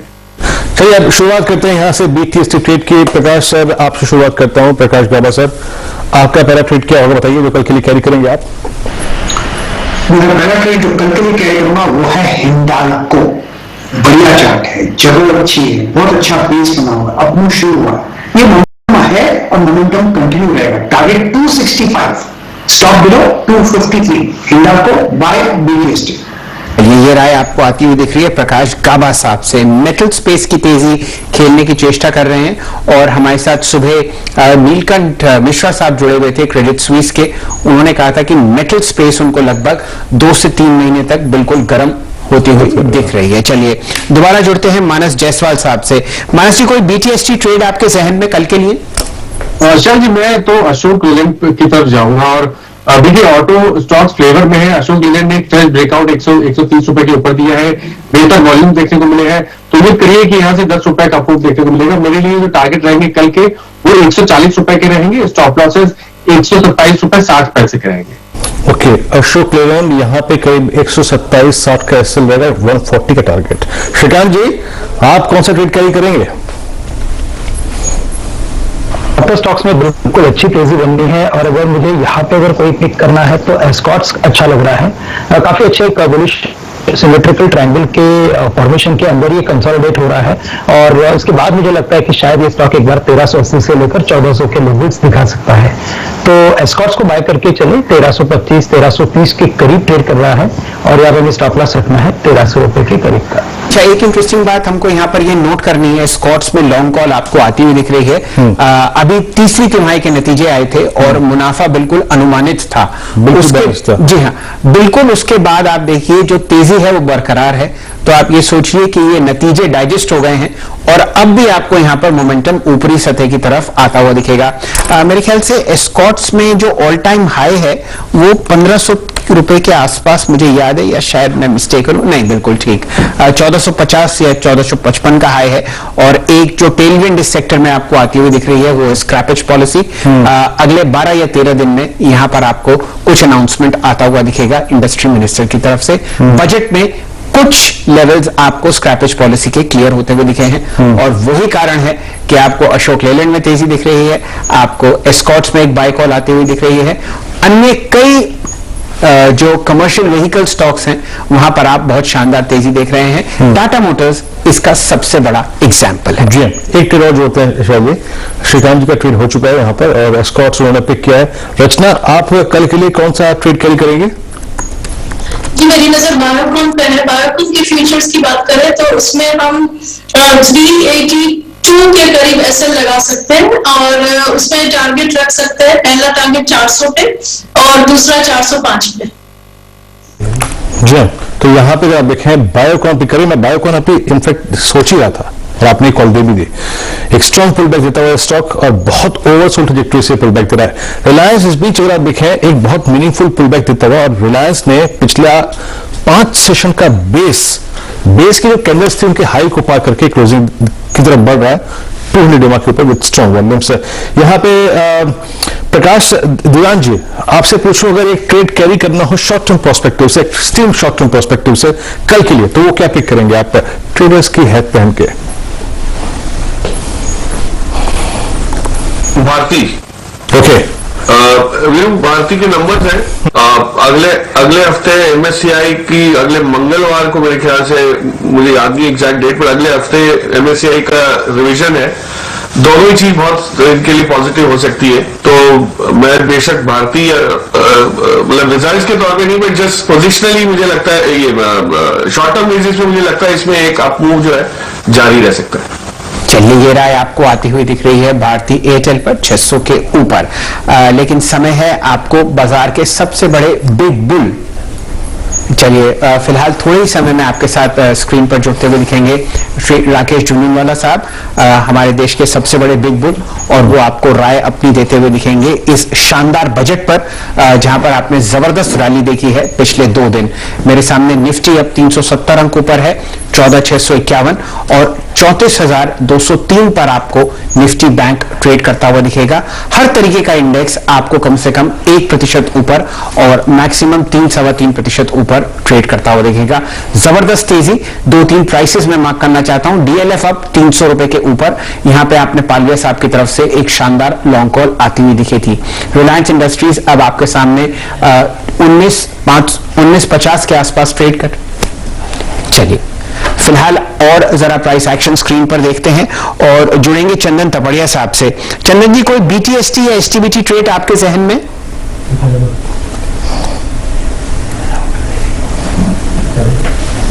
चंदन तपड़िया साहब की शायद आवाज फिलहाल स्क्रीन पर नहीं जुड़ती हुई दिख रही है। चलिए, फिलहाल आपके सामने राकेश झुनझुनवाला साहब अपनी राय देते हुए दिखेंगे इस शानदार बजट पर। On what the government has promised by way of this budget, and I want to link that to what you believe could be the trend going forward. The capex emphasis as part of this budget, the focus on infrastructure, whether it is higher outlay as far as spends are concerned, the DFI which the government has decided to set up, which also will legislative framework will provide for private sector DFIs as well. How are you now reading the infrastructure story and what it can mean for growth in the next 3 to 5 years? I see so much of money coming into this country that we will not be able to absorb it, I'm afraid. Second thing is, I think the budget deficit for the first time is around 9.5% in the current year. I think it will be between 8.5 and 9. And next year of 6.8, it will be between 6 and 6.5. You can say that in your town hall, and I'm ready to have a bet. The tax collections will be much higher than what the government has projected. I'm ready to have a bet with anybody. The government believes that. The Economic Affairs Secretary as well as the Revenue Secretary both believe that they have understated revenue collections, and they do believe that they will be able to deliver a better number in terms of tax collections, and thereby also perhaps better the 6.8% fiscal deficit target. Absolutely. So yes, already that is the point that has been made by the government on our shows. Absolutely, and I believe it. I think tax collection this year will be at least 1 lakh crores higher than what they've estimated, and next year also about 1.5 lakh crores higher.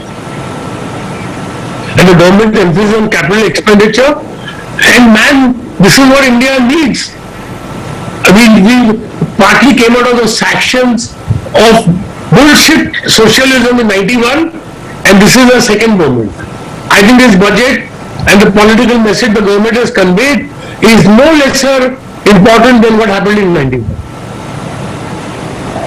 And now we are doing it. Rajiv Gandhi said that whatever social welfare we do, 15 paise goes to the poor. Now I think out of 190 paise goes to the poor. And they are not only schemes. See, government has now abolished kerosene subsidy because there is no need for it. You are giving them gas. And also the transparency where the entire food subsidy has been brought into the budget. So we have a realistic Yes. budget, we have a practical budget, we have a budget for a resurgent and rejuvenated India. Right? And I don't know how can you support these farmers in what they are trying to do. We are making wheat worth 1 lakh crore which nobody wants to eat, which is rotting in their godowns. Right. About 5% of India's farmers are against the law. I'll come to the farm laws in a second. I just wanted to continue the conversation on infrastructure, Rakesh, because what we have seen this budget announce is also a significant capex outlay, an increase in the capex outlay for roads, transport, and the highways ministry. And while that is the sort of obvious infrastructure push, there are also other interesting elements that have developed over the last 3-4 years and have gotten an additional push this time around. For instance, the water mission, sanitation, Swachh Bharat. How do you see that side of the infrastructure, healthcare, a new healthcare scheme being announced? How do you see the opportunities opening up on this side of the infrastructure story? And 30 to 40% of the diseases that children get and deaths are caused by waterborne diseases. Once we have clean water in every household, you know what it means for India? What it means for the poor? I think the emphasis on sanitation, clean water, I mean the importance, I cannot imagine how important it is. As an Indian, suppose the budget increases my wealth, what difference is it going to make to me? But if clean water can be given to every Indian, right, that is the time when I will feel happy. It's not only talk now, it's reality. And I spoke to some NRIs. What did I tell them? What did America give them? People are not understanding the change. What America gave the NRIs is a platform.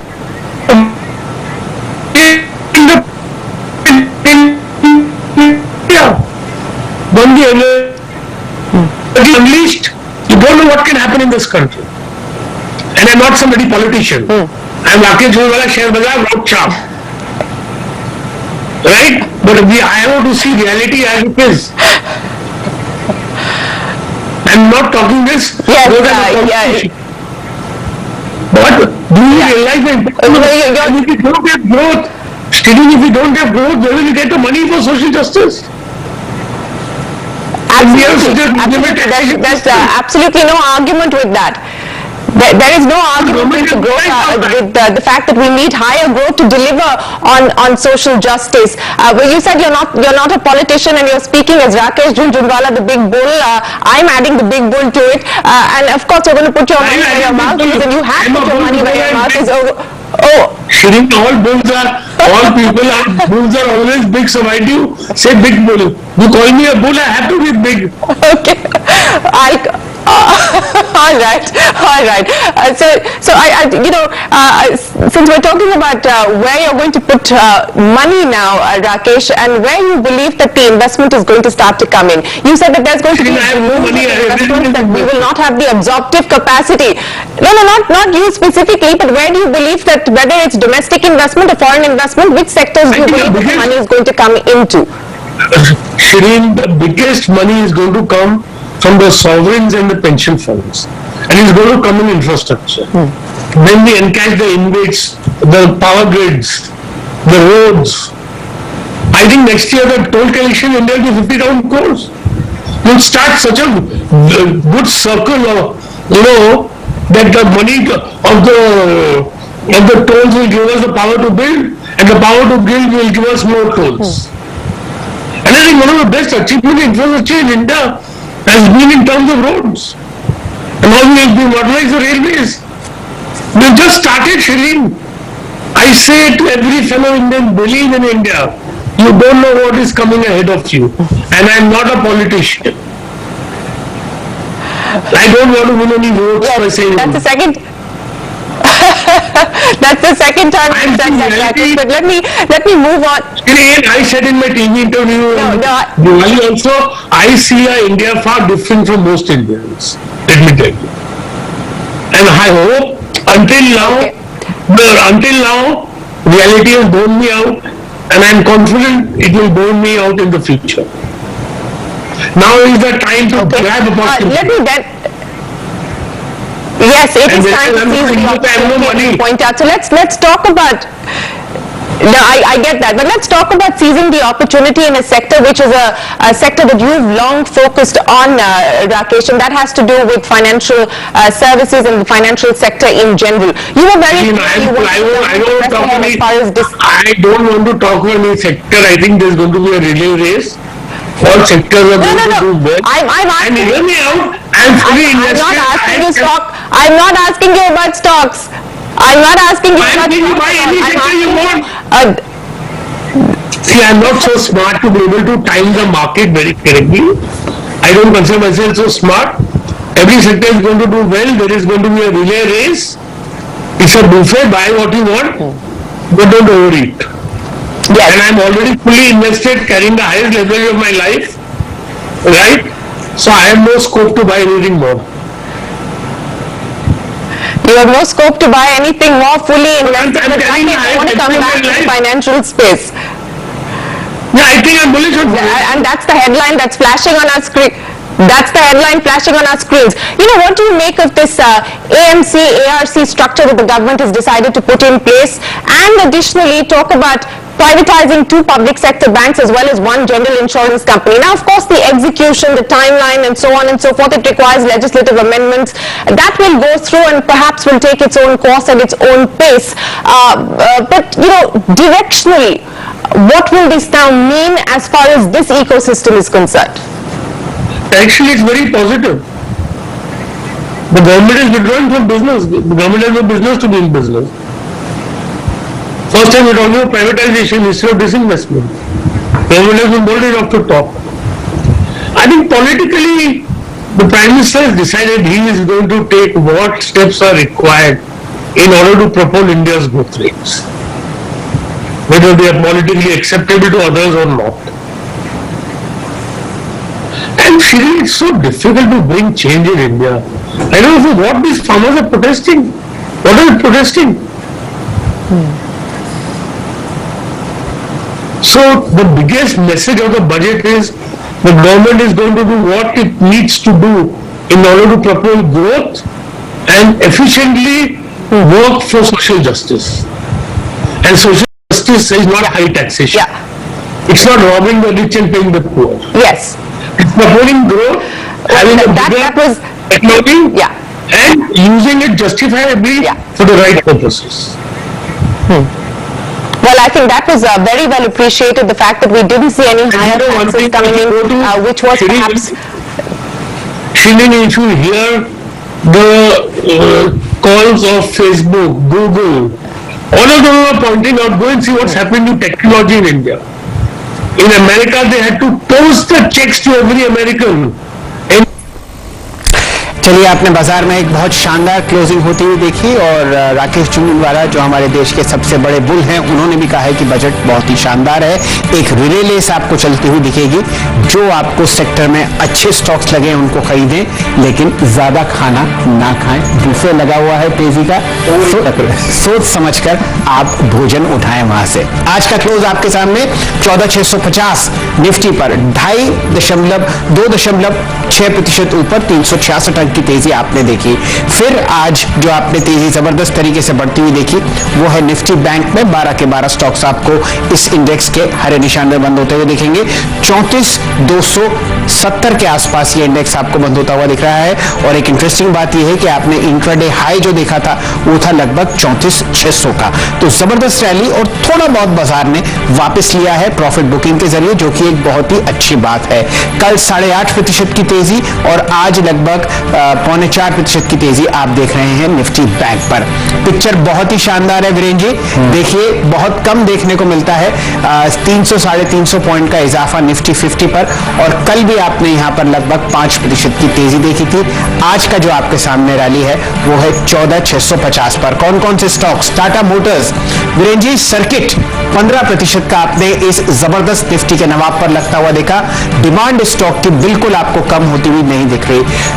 वापस rally cement counters में आती हुई दिख रही है। अगर दिग्गज आपको चलते हुए दिखेंगे लगभग 7% अल्ट्राटेक सीमेंट और 7.3% श्री सीमेंट, तो आप समझ ही सकते हैं कि किस तरीके की डिमांड आती हुई दिखेगी। ग्रासिम पर भी नजर रखिए, 1190 का प्राइस 5.7% ऊपर, यह स्टॉक आपको रिकॉर्ड हाई की तरफ बढ़ता हुआ दिखेगा। बैंक्स में रौनक, एचडीएफसी बैंक और एसबीआई ने यह रैली लीड की है, 0.25% एसबीआई ऊपर है और लगभग एक रिकॉर्ड हाई आपने एचडीएफसी बैंक पर आती हुई दिखी है। नतीजों से पहले भारतीय मजबूत हो रहा है, 600 रुपए।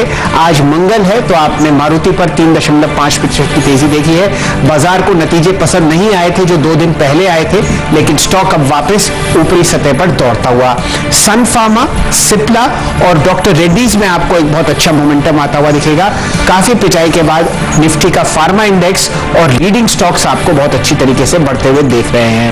आपको अच्छा मूवमेंट आईसीआईसीआई बैंक पर भी आता हुआ दिखेगा, रिकॉर्ड हाई इस स्टॉक ने भी लगाई है। और ऑटो स्पेस में आपने बजाज ऑटो का एक बहुत जबरदस्त आउट परफॉर्मेंस देखा। टेक स्पेस में टीसीएस पर खास नजर रखिए, जहां पर आपको एक बाय कॉल आती हुई दिख रही है प्रकाश दीवान साहब से। इंफोसिस भी आपको एक अच्छी तरीके से हरे निशान में ट्रेड करता हुआ दिखेगा, 1% ऊपर। कहां पर बिक वाली है और वो भी बहुत कम, थोड़ा बहुत एफएमसीजी काउंटर्स में आपको हल्की सी मायूसी दिखेगी, लेकिन 1% से कम की गिरावट है। बजाज फिनसर्व पर कल आपने 10% की रैली देखी थी, 2% बाजार को वापस दिया, ये एक बहुत ही अच्छा डेवलपमेंट है। एचडीएफसी बैंक लाइफ में आपको 2.5% का कट आता हुआ दिखेगा और हीरो मोटर्स जो सुबह हरे निशान में था अब आपको लगभग 1.5% नीचे बंद होता हुआ दिखेगा। ये ओवरऑल पिक्चर आपको निफ्टी की दिखी है। सुबह 50:0 का एडवांस डिक्लाइन रेशियो था। वीरेंद्र जी, आपने वो फोटो खींची थी, वो प्लीज जरा ट्विटर पे डालिएगा। चलिए, कौन से स्टॉक्स है जहां पर आपको 52 हफ्तों के हाई या 2 या 3 साल के हाईज लगते हुए देख रहे हैं? टाटा मोटर्स अक्टूबर 2018 का highest level. State bank of India में आपने 7% का इजाफा देखा। श्री सीमेंट और अल्ट्राटेक सीमेंट आपको रिकॉर्ड हाईज की तरफ दौड़ते हुए दिखेंगे। अल्ट्राटेक सीमेंट पर तो वहां पर आपने लगता हुआ देखा ही है। ग्रासिम आपको लगभग 2.5 साल के हाईएस्ट लेवल पर। एलएनटी पूरी कोशिश कर रहा है कि अपने ऑल टाइम हाईज को भेद दे। एचडीएफसी बैंक पर रिकॉर्ड हाई और बजाज ऑटो भी आपको रिकॉर्ड हाई पर ट्रेड करता हुआ दिखेगा। बहुत ही शानदार रैली जहां पर आपने बहुत जबरदस्त मूवमेंट देखा है। आईसीआईसीआई बैंक और बजाज फिनसर्व भी आपको बहुत अच्छी तरीके से फिलहाल बुल ग्रिप में आते हुए दिखेंगे। वॉल्यूम बहुत शानदार और बहुत बढ़िया प्राइस डिस्कवरी। आज रियल एस्टेट सेक्टर का दिन था। डीएलएफ पर आपने फ्यूचर्स में 300 का प्राइस देखा। Mumbai based company Oberoi realty में शानदार तेजी। कोल्टे पाटिल ने 3 प्रोजेक्ट्स लॉन्च किए हैं पुणे में, वहां पर आपको 3% की तेजी देखी है। और ऑटो स्टॉक्स आपको शानदार रफ्तार में दिखेंगे। स्क्रैपेज पॉलिसी से बहुत एंथुजियाज्म है इस सेक्टर में। ब्रेकआउट अशोक लेलैंड में, बजाज ऑटो में रिकॉर्ड हाई और टाटा मोटर्स के जलवे हैं वो तो देखते ही बनते हैं। बैंक्स की तूफानी तेजी, रिकॉर्ड हाई एचडीएफसी बैंक पर, कोटक बैंक में शानदार रिवर्सल और एचडीएफसी बैंक आपको वही बहुत शानदार तरीके से एक रिकॉर्ड हाई लगाता हुआ दिखेगा। बहुत ही हैवी वॉल्यूम। एनबीएफसीज में आपने लॉन्ग ट्रेड्स लिए गाबा साहब से और पालिया साहब से पिरामल एंटरप्राइजेस पर। Mahindra and Mahindra financial services आज सुबह के सत्र में डिस्कस हुआ था। श्रीराम सिटी यूनियन फाइनेंस और एलएनटी फाइनेंशियल होल्डिंग्स पर अच्छी तेजी। बीएफएसआई स्पेस में आप जेएम फाइनेंशियल पर अच्छा मूवमेंट देख रहे हैं। एडीवाइस और एमएनएम और श्रीराम सिटी यूनियन फाइनेंस में आप 5 से 7% की तेजी फिलहाल स्क्रीन पर आते हुए देख रहे हैं। वीरेंद्र जी, आज मुश्किल है ये देखना कि कौन सा स्टॉक आपको लाल निशान में बंद होता हुआ दिखा और उसके पीछे क्या कारण था। इतनी जबरदस्त रैली और इतना मोमेंटम, और ये दूसरे दिन है। कमाल की बात ये जय कमाल की बात है। आप ट्विटर चेक कीजिए, आपकी तस्वीर थी ना, क्या बात, with all gauge it's now on Twitter. खैर, वो स्टॉक जो कि कल के लिए बहुत स्ट्रॉन्ग लॉन्ग कैरी करके देखिए, आज एचयूएल में प्रॉफिट बुकिंग हुई। आज ये पहला वो स्टॉक है जो कि अपने साथ शॉर्ट्स कैरी करके ले गया है। उसके बाद डॉक्टर रेड्डीज डॉक्टर रेड्डीज ने कीजिएगा, इसमें एक स्ट्रॉन्ग पुलबैक था, 22% का ओआई गेन। उसके बाद कमिंस इंडिया, इसमें काफी स्ट्रॉन्ग एडिशन, लगभग 19% का। एलएनटी फाइनेंस आज सुबह ये कॉल भी थी बाय साइड पे, रिस्क रिवॉर्ड रेशियो अच्छा था, यहाँ पे अच्छा मूव आया। उसके बाद कुछ और स्टॉक्स जहाँ पे काफी स्ट्रॉन्ग एडिशन था, इसमें आप देखिए तो एक अशोक लेलैंड ऑटो स्पेस से, इसमें अगर आप देखें करीब करीब आज ओआई एडिशन हुआ है 18% का। देन बालकृष्ण इंडस्ट्रीज, ये कॉस्ट स्टॉक जिसमें काफी स्ट्रॉन्ग मूव रहा। हिंदाल्को मेटल स्पेस और साथ ही साथ DLF from real estate space, strong move और बहुत स्ट्रॉन्ग ओआई लेके अपने साथ कल के लिए ये जा रहे हैं। चलिए। चलिए, फिलहाल समय है कमाई के अड्डे को समाप्त करने का। हमारे साथ एक बहुत जबरदस्त टेक्निकल पैनल जुड़ा हुआ था, उनका धन्यवाद व्यक्त करते हैं। लखनऊ से मानस जायसवाल साहब इस कड़कती ठंड में हमारे साथ जुड़ते हैं सुबह शाम, आपका आभार। प्रकाश गावा साहब और श्रीकांत चौहान साहब और पालविया साहब मुंबई से हमारे साथ हैं, आपका बहुत बहुत धन्यवाद। हमारे साथ अभिषेक अग्रवाल साहब भी जुड़े थे, उनका भी बहुत बहुत आभार। प्रकाश दीवान साहब, दोबारा आपके दर्शन हुए और आपने बहुत अच्छी राय दी इंडिगो पेंट्स पर, उसके लिए आपका शुक्रिया। और फिलहाल चंदन तपड़िया साहब और फिलहाल रचना वैद्य जी को भी बहुत बहुत आभार। बहुत ही शानदार आपने आज ट्रेड देखा और फिलहाल आपके सामने निफ्टी आज बंद होता हुआ दिख रहा है 370 अंकों पर 14,650। बैंक निफ्टी में आप लगभग 1180 अंक का इजाफा देख रहे हैं, 3.5% ऊपर 34,270। चलिए लेंगे एक छोटा सा ब्रेक और ब्रेक के बाद आपको दिखाएंगे अपने 2020